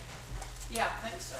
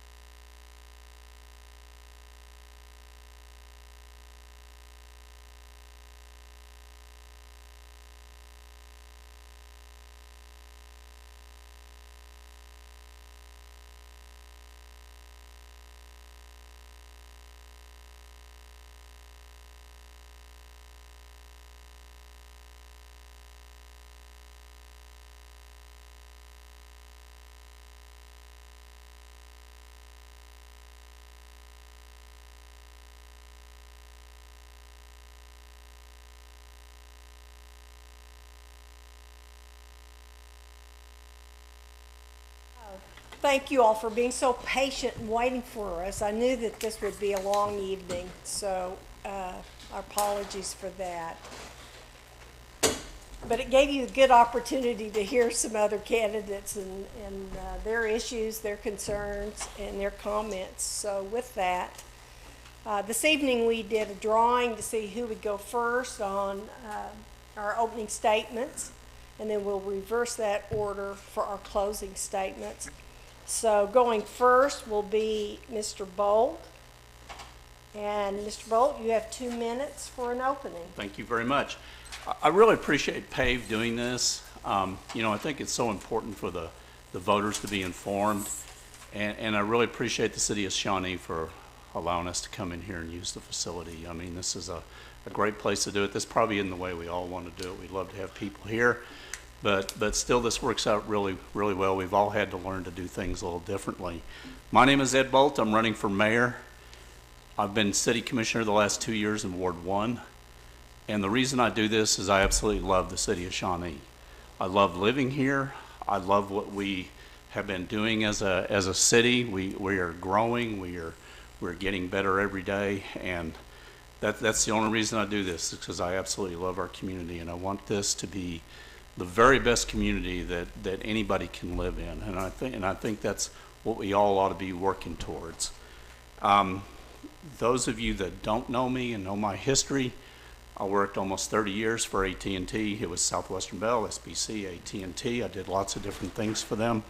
At the end, I was regional sales manager for them here, had statewide responsibility, responsible for a lot more business than the city of Shawnee has budget. I worked with their largest customers. I did that almost, like I said, almost 30 years. After I retired, I opened a photography business here in Shawnee that got a lot bigger than I ever intended it to be. I had a lot of fun with that. Gave me an opportunity to meet lots and lots of good people around here in Shawnee. I've worked on lots of volunteer organizations. I have, my wife has, taken a lot of my time, but it's because what I enjoy doing. I think that we've done lots of good things here. I know we're poised for growth, and you can back that up by ODOT spending all the money to expand I-40 and expand Highway 9 our way. They're betting on us, so I think personally we're a really good bet. I've always been in the relationship business. That's what I've always been. So as a regional sales manager, AT&T expected me to manage the relationships with their largest customers. I'm very good at that, and I want to use that ability here in Shawnee. Thank you. Mr. Hudlow, you are next. I came here in 1952 from military service. The family had moved here in 1948.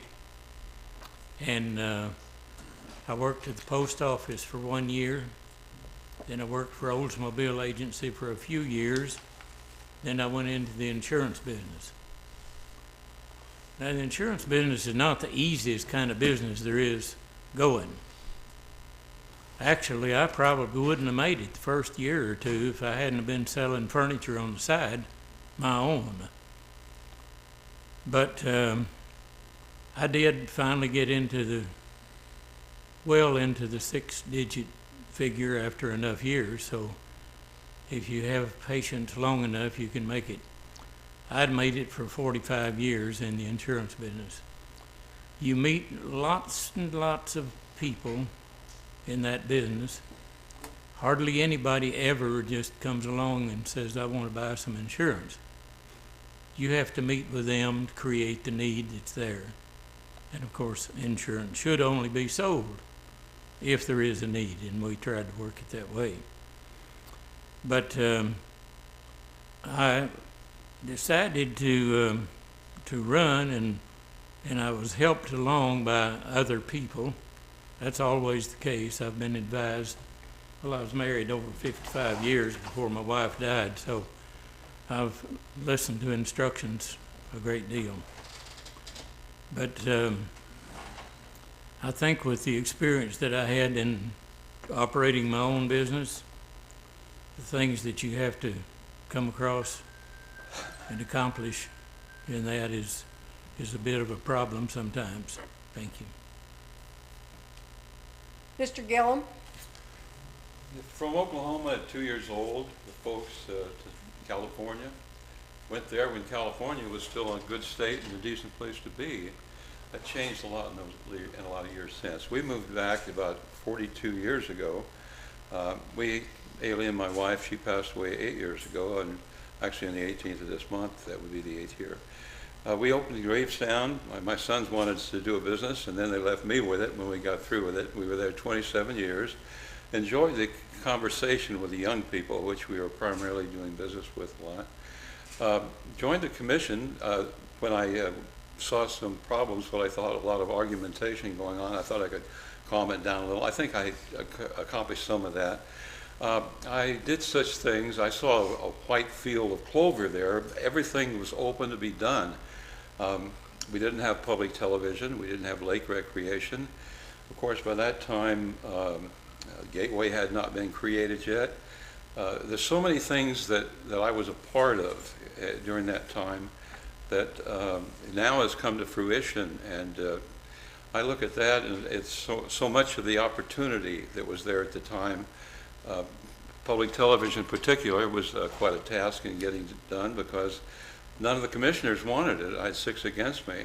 I eventually got an initiative petition, got it passed, but then the resistance came back from actually the newspapers, and I didn't get the vote through. So I set up Andy back here and Daniel Shawnee. We took pictures, took it to Dr. Hadley, and we had public television starting at that time, and thank God for Daniel Shaughnessy for the hard work he did in that. But I've been involved in so much. It's been much quieter now because of we've not had the situation with the, well, almost rogue police department we had going in 1992 to 2000. That was the first 8 years, and of course I come back when we had this other situation with a lot of money flying around to control the commission, and I decided I would offer myself to try to help that out. I've opportune. Time. Oh, with that time. Time. Sorry, Mr. Gillum. That's right. Mrs. Cody, you have 2 minutes. Thank you. I'm Teresa Cody, and I'd appreciate your vote for mayor on June the 30th. I'll tell you a little bit about myself. I grew up out east of Shawnee, spent most of my time in the Shawnee area. My grandparents and great-grandparents settled the area in Pike County. So I do have a long history here, and I care a lot about the history of this town and the community.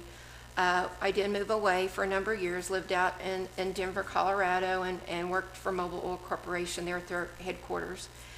Spent some time doing that, moved back to Edmond, opened a business there, and made the decision that I wanted to move back to Shawnee and start a business here. I did that 28.5 years ago, and we have a strong, growing, thriving business, and not that we haven't had our ups and downs, but we really have built our business strong. COVID has put a little hiccup in it, but I'm feeling really good about where I'm going from here. And I want to be able to bring the community together in a different way than I've ever seen it before. And LaDonna and I have had many conversations about it. And I'm really excited about getting the opportunity to serve as mayor for the city. Thank you. Thank you. Our first question this evening, and it'll start with Mr. Bolt. What is your view of the role of the mayor for the city of Shawnee? Well, that's a good question. The mayor is just like any of the commissioners in that we just have one vote. However, the mayor is seen as a leadership position. So, you know, that's the person that the community is going to look towards. I think it's going to be very important for the mayor to be able to help sell Shawnee. I have a long history in sales. I used to help the city of Oklahoma City attract folks, businesses to come into Oklahoma City. I helped bring the, businesses into Woodward, believe it or not, when I worked for Southwestern Bell. So, I mean, I have always been in a leadership position, a big part of my life. I'm very comfortable with that. I like working with people and bringing them together so we can work towards a common goal. And, I would be honored to do the same thing here as mayor for Shawnee. Thank you, Mr. Bolt. Mr. Hudlow, what is your view of the role of the mayor for the city of Shawnee? Obviously, the mayor is expected to be the leader and should see himself or herself as such. And the thing that's in my mind the most is because of what I have seen the last few months, actually the last few years, and that is finance. We haven't discussed finance very much. That apparently has been a problem in this building for some time, and that needs to be worked on considerably, I feel. Thank you. Mr. Gillum, what's the view of the role of the mayor for the city of Shawnee? The mayor certainly is the leader of the city. He speaks for the city.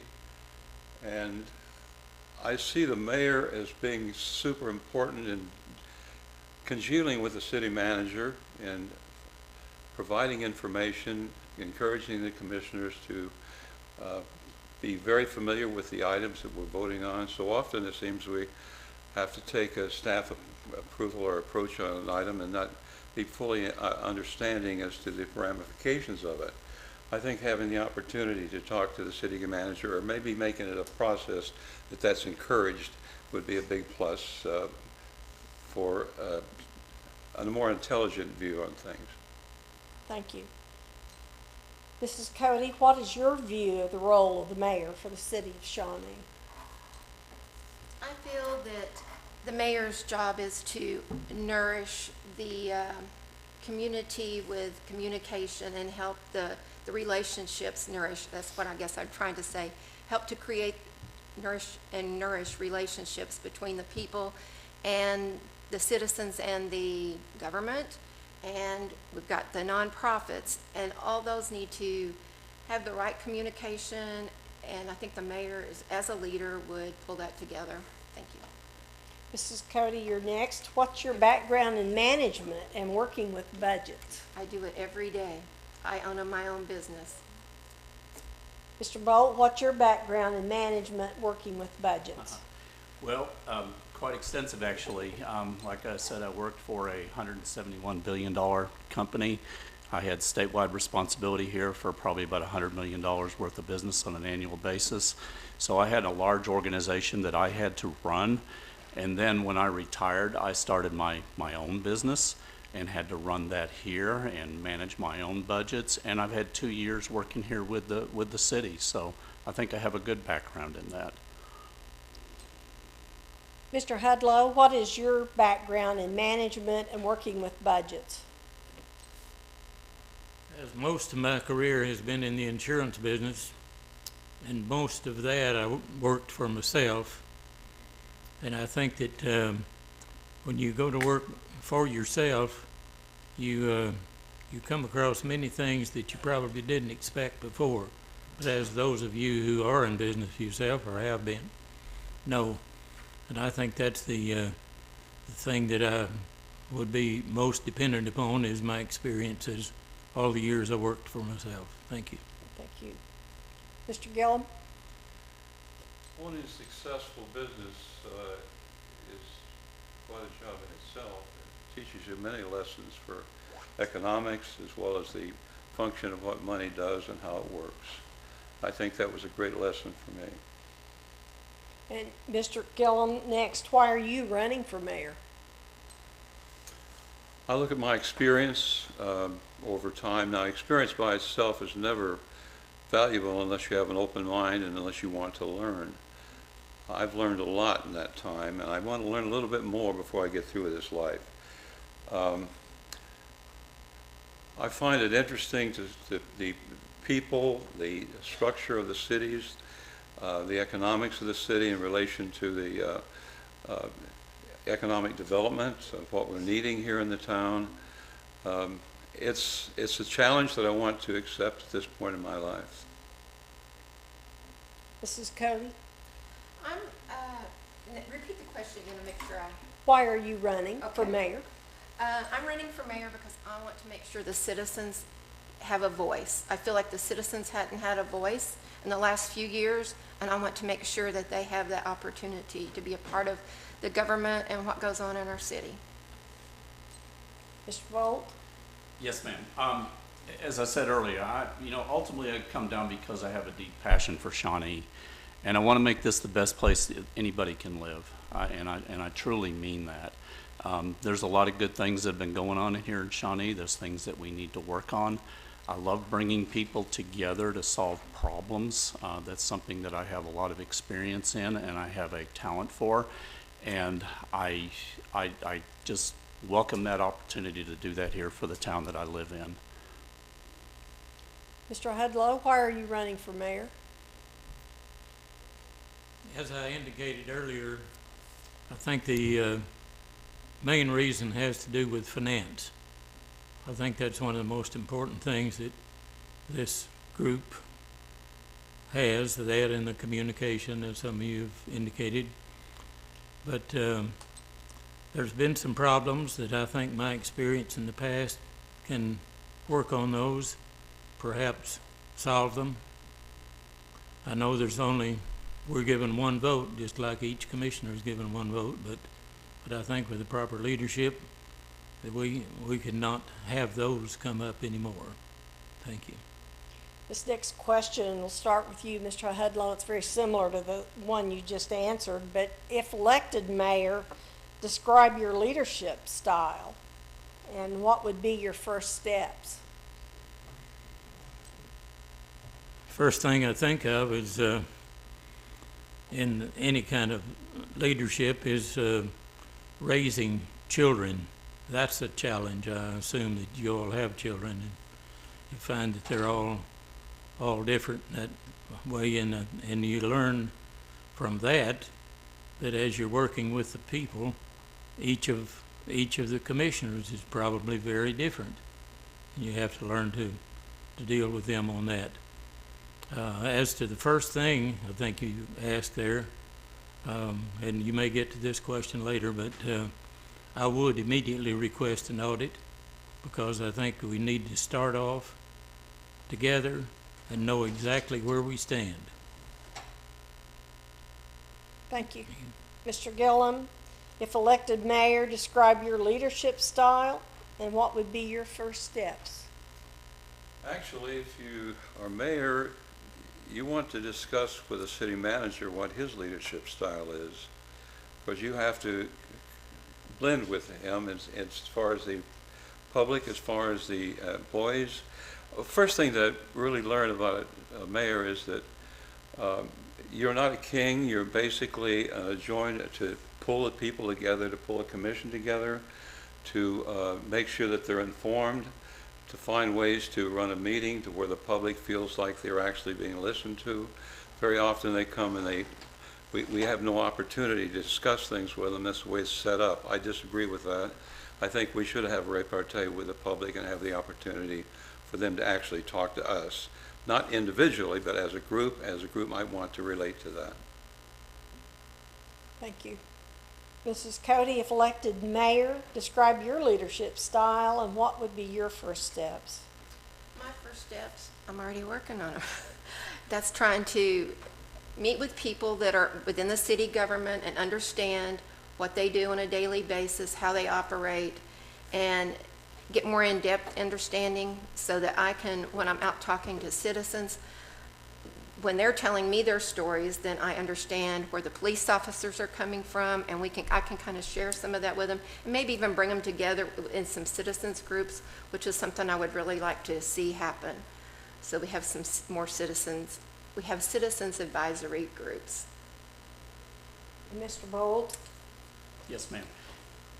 My style is one of being very inclusive, being very open, very honest, working with people, to learn their views and to, see what their opinions are and get their ideas. It always does not have to be my idea. I mean, thankfully, there's lots of smart people in town and lots of good ideas that they can bring to us and we can use to move forward.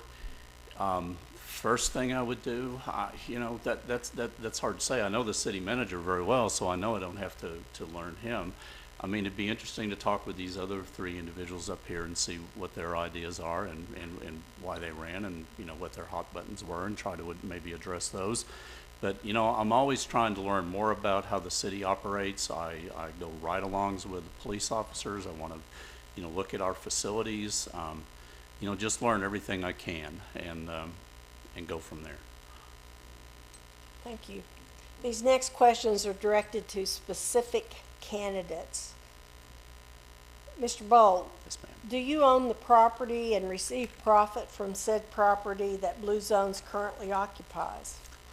I own the building at 420 East Main Street. Blue Zones does not pay me for use of that business. That's done by our real estate group from ShareCare. And I know why that question was asked, and as soon as we had the vote on that issue, you know, I went to city legal and got an opinion from them on whether I should vote on that issue or not, and I followed the advice of counsel. Thank you. Next question is specific to Mrs. Cody. Your social media posts indicate your strong opposition to the Blue Zones project. The City of Shawnee's passed several resolutions in support of the Blue Zones project that give our community members opportunities to improve their health and well-being. If elected, do you plan to attempt to repeal these resolutions? And if these resolutions are repealed, how would you explain your position to the 7,700 individual citizens, as well as numerous work sites, restaurants, grocery stores, and schools who've invested and engaged in the Blue Zones project? Well, I would look at the situation and see if there was something that needed to be appealed or not, and then I would let the citizens know that their choices are their choices, and we would address that as needed. Okay, and then Mr. Bolt, this one also is directed to you.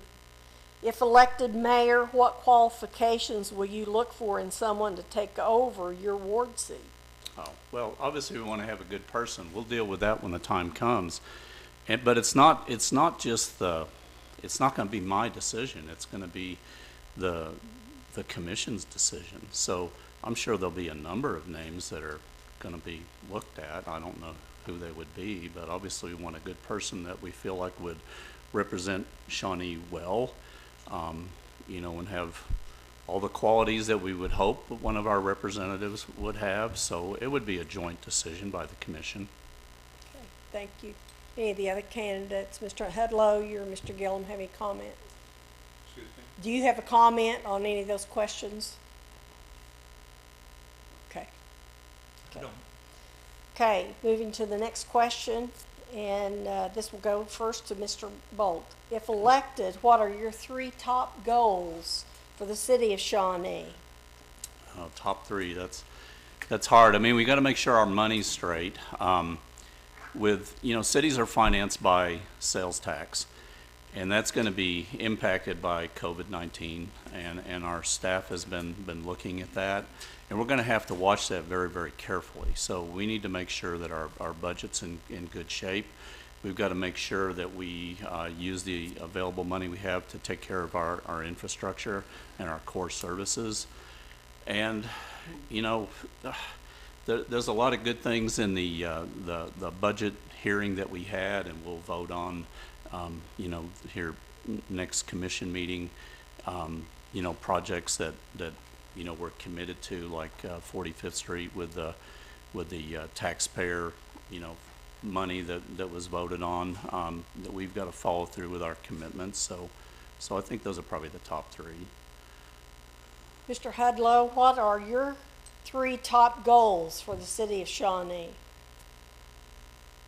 First off would be, as Mr. Bold indicated, let's find out about the money and get that straight.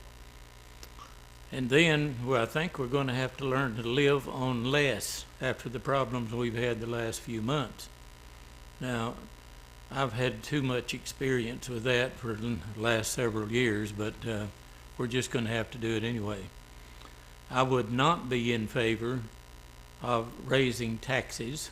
We have raised taxes enough times in the past, I think, but we're going to have to learn to live with that amount that we have. And I think you turned it. Thank you. Thank you. Mr. Gillum? Well, certainly 45th Street is very important. I see a corridor actually down relative to I-40 that could have additional commercial development. Secondly, I'd like to see this commission run probably more comfortably and less formally. I don't think I have a third one to think of right now. Mrs. Cody? First off, would like to sit down and go over the budget and finances and make sure I have good understanding of those, and make sure that the infrastructure, there's money for the infrastructure and that we are able to maintain that. And thirdly is to set up a citizens advisory committees for different aspects so that we are more informed with what's going on in the community. Thank you. And first up on this question, Mrs. Cody, what does diversity in the city of Shawnee mean to you? Diversity, that means being respectful of each other and learning how to live with each other in a respectful manner. Thank you. Mr. Bolt, what does diversity in the city of Shawnee mean to you? Yeah, that's a good thing. Let me tell you, all I have to do is look around our house on a holiday.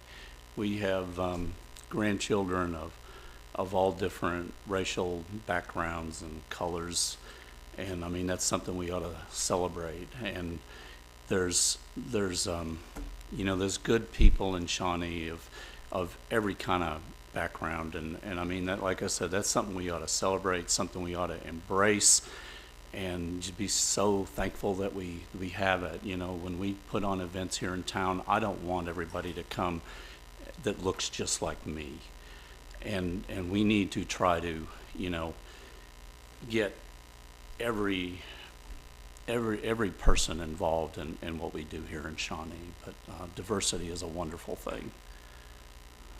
Thank you. Mr. Hudlow, what does diversity in Shawnee mean to you? First word to think of is involvement. And I think that through the years I've had little respect for people in some occupation or what they do. Mainly I found out it was because I didn't understand them. We need involvement with each other's type business or whatever we're doing. And I think I would do the same thing with my children. If one of them might be a plumber and one of them a mechanic, then I'd try to get them to switch jobs and see how they liked what the other one was doing. If you don't walk in someone else's footsteps, well then I don't think you ever really fully understand them. Thank you. Mr. Gillum, what does diversity in Shawnee mean to you? I think appreciation of various cultures, especially. We're blessed with a number of tribes, and there's definitely a color of the culture that permeates Oklahoma.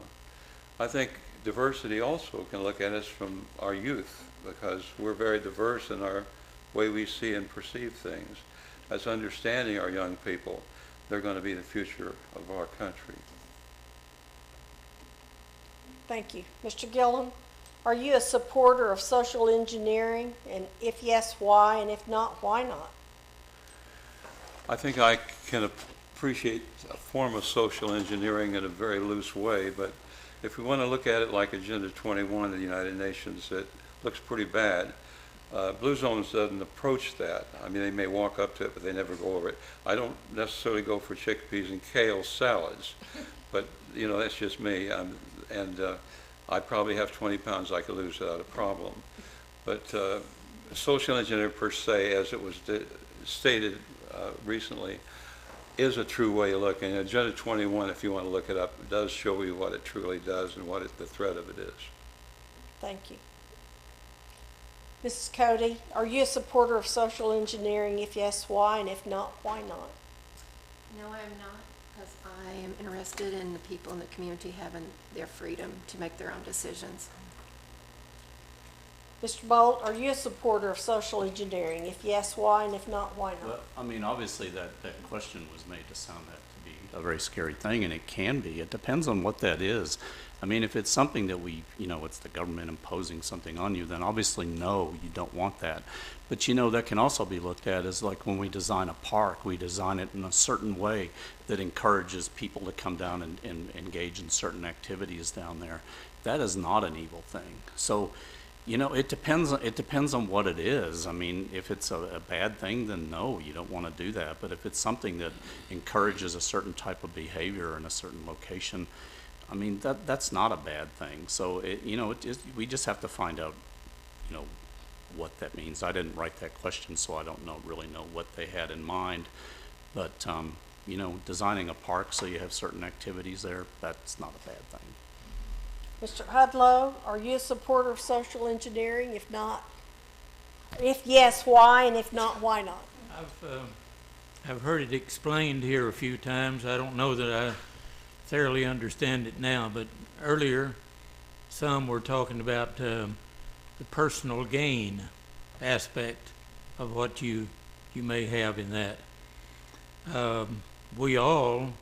Our livelihood means personal gain. We have to try to do something to make a living, and I certainly hope I make a better living. And that's okay. But if it's for any purpose along that line of personal gain at the expense of others, then my answer is definitely no. I'm not for it. Thank you. Mr. Hudlow, you're next for this question. What's your plan to address the homeless in Shawnee? I haven't had experience in being homeless yet. I've been close a lot of times, but that's something that I don't think people is going to rush to say, I want to be chairman of the committee and I want to work on this. But it's going to be with us, and somebody is going to have to take a hold of it. So I would assume that as mayor, the mayor should communicate, as you spoke so well with the other people, and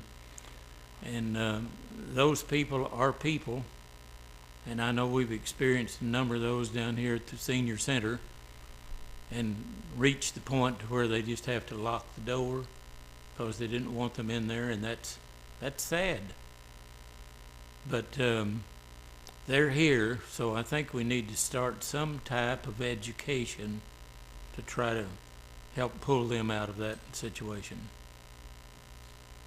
Thank you. Mr. Gillum, what's your plan to address homeless in Shawnee?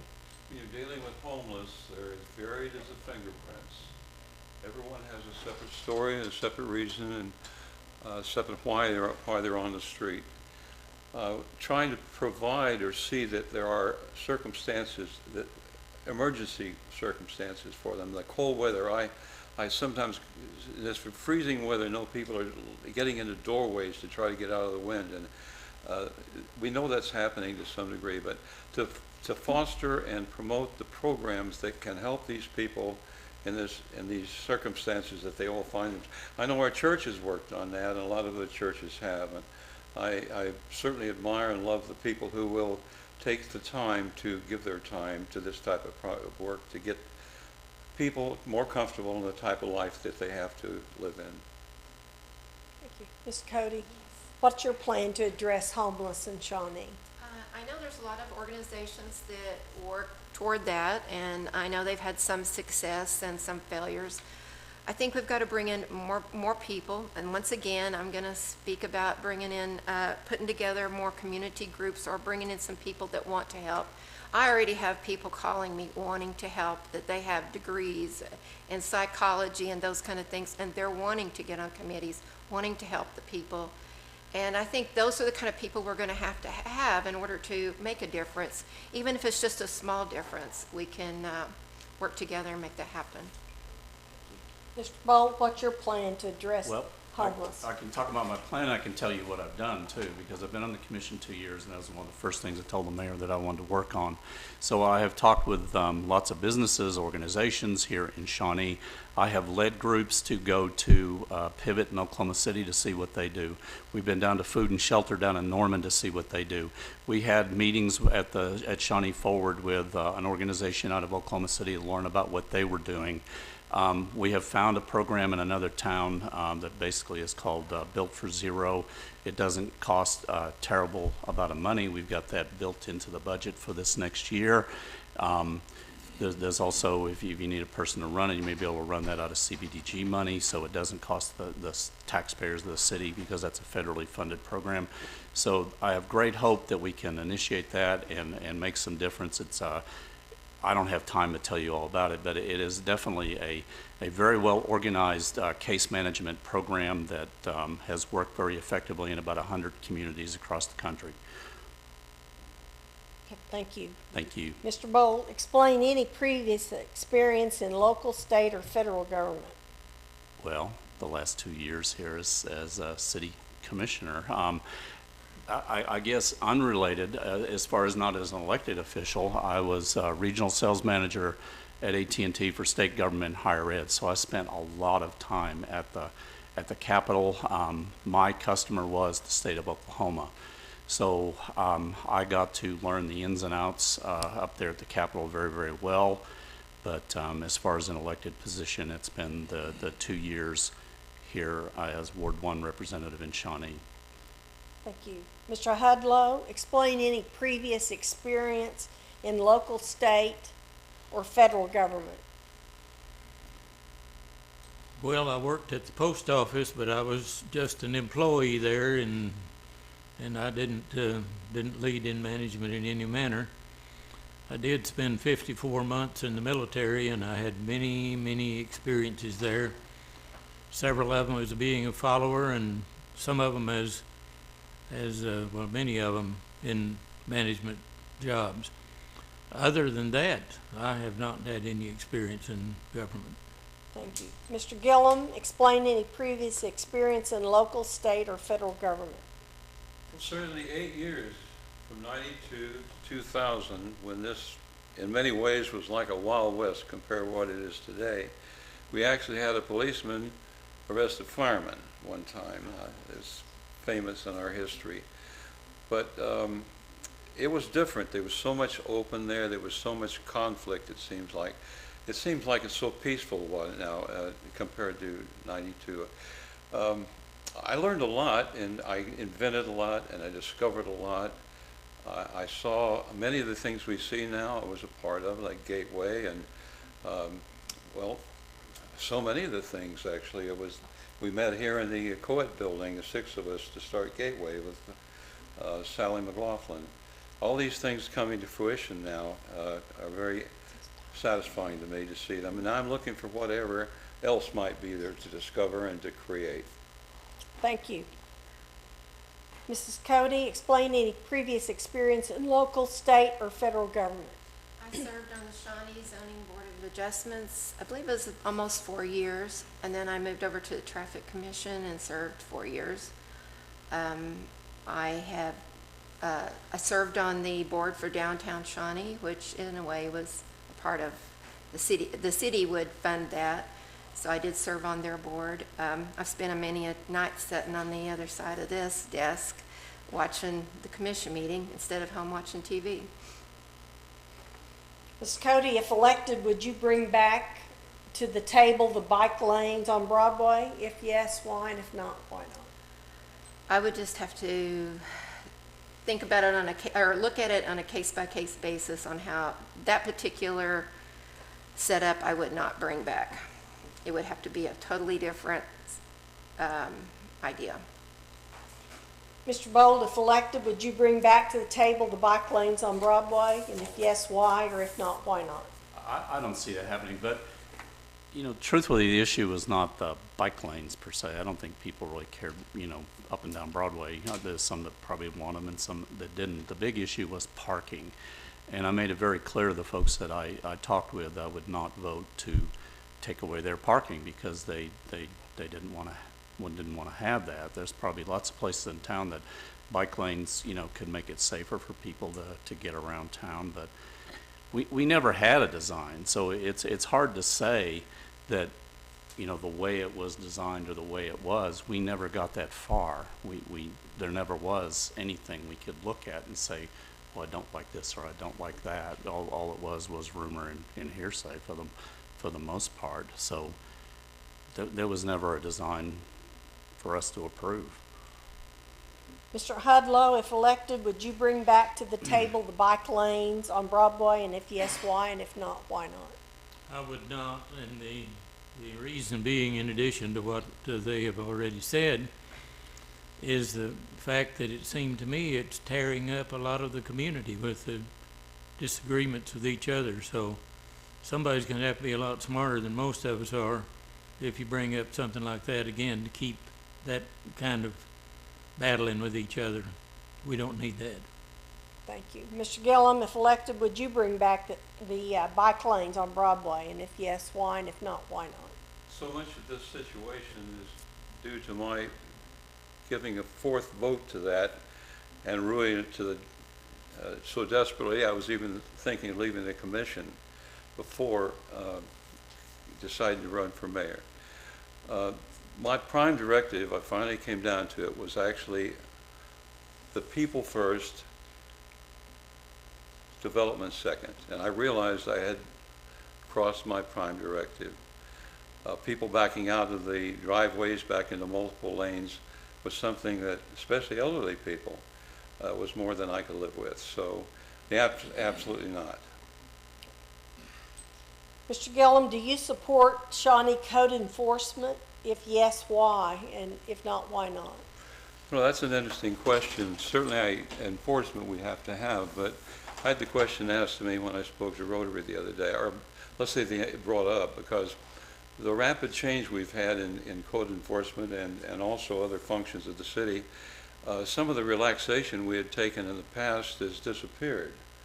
And it seems as though sometimes we can get back to the gotcha instead of let me find a way to make this work. So certainly code enforcement is necessary, but I think we should look at some of the easement that we had allowed in previous years. It seemed to work quite well, and the developers were very happy about it. Thank you. Mr. Hudlow, do you support Shawnee code enforcement? And if yes, why? And if not, why not? Yes, I do. A time or two when my brother and I were buying a few old houses and patching them up and renting them out, well, you come across a code that you sure didn't want to live with that, but they're still important, and we learned that they are necessary, and we learn to live with it. The only thing, I think there's some of them going out of style that we haven't done anything about, so we need to do some reviews in that area. Thank you. Mr. Bolt, do you support Shawnee code enforcement? If yes, why? And if not, why not? Oh, absolutely. I mean, things have to be built to code. We have to make sure that they're being built properly. As Commissioner Rutherford said, some of those codes need to be updated. We've had those discussions with the builders, and we've committed to them that we'll sit down with them and work together with them to try to update where we can to make things realistic. If you're talking about, code enforcement in the sense of, cleaning things up and that sort of thing, absolutely. I mean, we need to have our city to be as clean as it possibly can be. We've actually increased the budget for demolition by 50% in the proposed budget. So, I mean, it's a very important thing, and absolutely I support that. Ms. Cody, did I ask you that same question? Yeah. I'm getting behind here. Ms. Cody, do you support Shawnee code enforcement? And if yes, why? Or if not, Yes, why? I do, but I think it's really important that the code enforcement works with the community a little better to help them understand the process of how things work, because I think so much of the time when you're working with them, and it's not in all cases, but I know when we first was working on our building, and I know that other people have had the same issue, they were told one thing and then come back and you had to redo something they'd already told you to do it differently.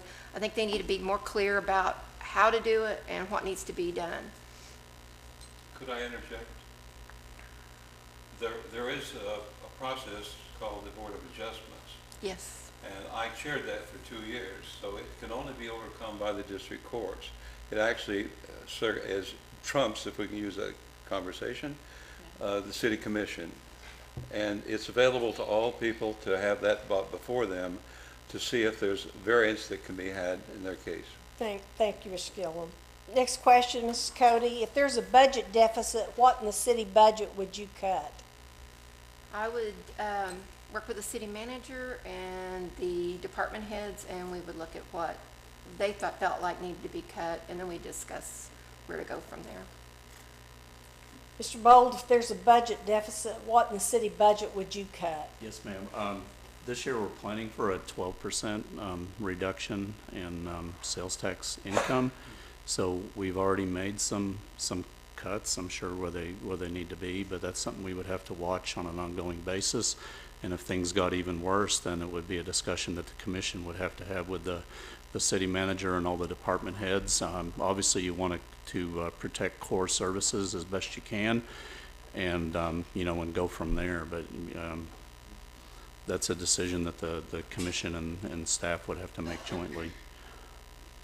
Mr. Hudlow, if there's a budget deficit, what in the city budget would you cut? I think it'd be a difficult situation, but seems to me we would need to go to look at all the departments and see which ones that we just can't do without. And there must be some that we can do without. And I guess I wouldn't be fair in 10% or whatever's, because the things that we don't have to have, I think I would cut considerable. And then the things, obviously, that we need real bad would not get a cut. Thank you. Mr. Gillum? Well, I think the opportunities are probably lie in capital expenditure. Okay, thank you. And also, Mr. Gillum, this next question is for you. If elected, would you call for an investigative audit of city finances to determine the $7 million taken from the street fund and how it was spent? And if yes, why? And if not, why not? I've looked at that extensively, and I see that dating back before Justin Erickson. Probably the 96% of our total revenue coming in on the general fund was being spent on personnel. Over a period of time, that's more of a chronic type situation. It's not that visible, but it's also very difficult to mitigate.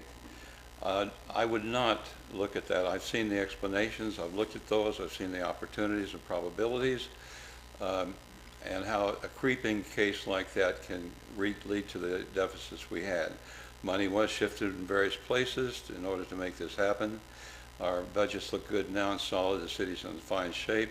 Bringing in people to look at this now would be very disruptive and probably serve no purpose. Thank you. Mrs. Cody, if elected, would you call for an investigative audit of city finances to determine $7 million taken from the street fund and how it was spent? If yes, why? And if not, why not? I would consider it, yes. If I wasn't satisfied with the way, after I sat down and went over the figures with everybody, and I felt there was a need, honestly, a forensic audit does so much more than just finances. It points out so many things, conflict of interest and other issues. So I would say probably it would be a good thing for us to do that. Because it's only at the cost of $10,000 to do a specialized audit like that. I think it would be very important for all of us to do a state forensic audit. Mr. Bold, if elected, would you call for an investigative audit of city finances to determine the $7 million taken from the street fund and how it was spent? If yes, why? If not, why not? Based on what I know in the situation, I would say no. I think it's an expense that is not needed by the citizens of Shawnee. We have an audit every year. I facilitated a meeting with our city manager, who is at the time still finance director and was transitioning into our city manager and heard the explanation, and I think Mr. Harrod has given a very good explanation of that. We've managed our money a lot better. I mean, the city was spending too much money. I don't think staff equipped the commissioners with good information that could make good decisions. As also mentioned, personnel costs got up to about 97% of the budget. Currently, staff gives us reports that look like this that are very visual and help us make good decisions. And years ago, they did not do that. This is public. Everybody gets to see this. Everybody gets to see this. Second meeting every month. Thank you. Thank you, Mr. Bolt. Mr. Hudlow, if elected, would you call for an investigative audit of city finances to determine the $7 million taken from the street fund and how it was spent? If yes, why? And if not, why not? Any change at all, yes. I think we need a fresh start, and even though there is some cost there, I would definitely approve. Mr. Hudlow, if elected, will you disclose any and all possible conflicts of interest, whether direct or indirect, known to you now or in the future, and abstain from any vote where it applies? Well, yes, of course. Mr. Gillum? Repeat the question. If elected, will you disclose any and all possible conflicts of interest, whether direct or indirect, that are known to you now or in the future, and abstain from a vote where it applies? With that, I would say amen. Mrs. Cody? Yes. Mr. Bolt? Absolutely. I have abstained a number of times in my time on the commission. If I ever had any doubt whether it be proper for me to do that, I would always get with our legal counsel and follow their recommendations. Mr. Bolt, what are your thoughts on the future development and commercial growth around the Shawnee Twin Lakes? Oh, I think if we can do that and do it properly, I think that might be a wonderful thing. It would, could be a big source of sales tax revenue. We would obviously, as Commissioner Rutherford said, we have to protect the water first because that is our water source, and that's, a very valuable thing. You often hear that, water is the next gold, and I truly believe that. But, we'd have to look at what the proposal is and see if it makes sense. I think there's all kinds of opportunity out there. It's a real gem that we have, and there's so many things we probably could do, and it would bring people into our community, and I mean, great opportunity, I think, but we just have to look at it and see if it makes sense. Thank you. Mr. Gillum, what are your thoughts on future development and commercial growth around the Shawnee Twin Lakes? Well, it certainly is an asset that we should look towards ways or discover ways to use for the public. I would actually like to see some commercial development done, probably in the nature of a marina, perhaps restaurants, all types of recreational activities, bike paths around Lake 2. There's all kinds of possibilities we could provide for both the young and the older persons. Thank you. Mrs. Cody? Yes. What are your thoughts on future development and commercial growth around the Shawnee Twin Lakes? I think it's a possibility. I think we have to kind of reach out to the citizens in that area and see, as something comes forward, to see how it would apply, how it would affect them, and be respectful of that, and also be mindful of it being our water source. You all have heard all of these questions, so let me go. This is the long one, so, and Mrs. Cody, you're first. Some folks think the top street priority is the 4-lane 45th Street between Kickapoo and Harrison. Others believe the top priority is widening Kickapoo from Kickapoo Spur to Farrell, that it's the most urgent. In reality, the most pressing need is for the repair of existing Shawnee streets. A person is hard-pressed to find a street in Shawnee that doesn't need repair. What's your plan for street repair in Shawnee? Well, I think what James said, if they're doing a study, and they're putting a list together of what streets need to be done. I think we have to look at that. And citizens should have some input. If they have some big issues, I think they should be able to call in and resolve some of them in the meantime while we're trying to get some of the projects that's already on the list done. So if there's holes, and the traffic department definitely needs to go out and fill those in the meantime. But yes, there's a lot of bad streets in this town, and I would love to see them all done right away. Thank you. Mr. Bolt, do you want me to repeat that? Or? No, we almost ought to wait for the movie, as long as that was. But no, that's fine. Truthfully, I think all three, have to be done, and for different reasons. Kickapoo is one that the state is paying for the most part, and that ship's already sailed. That thing's, well on its way, and it's being done. 45th Street was voted on as part of the sales tax, and we're committed to doing that, and obviously we need it. We are really challenged east and west in this city, so that is very, very important.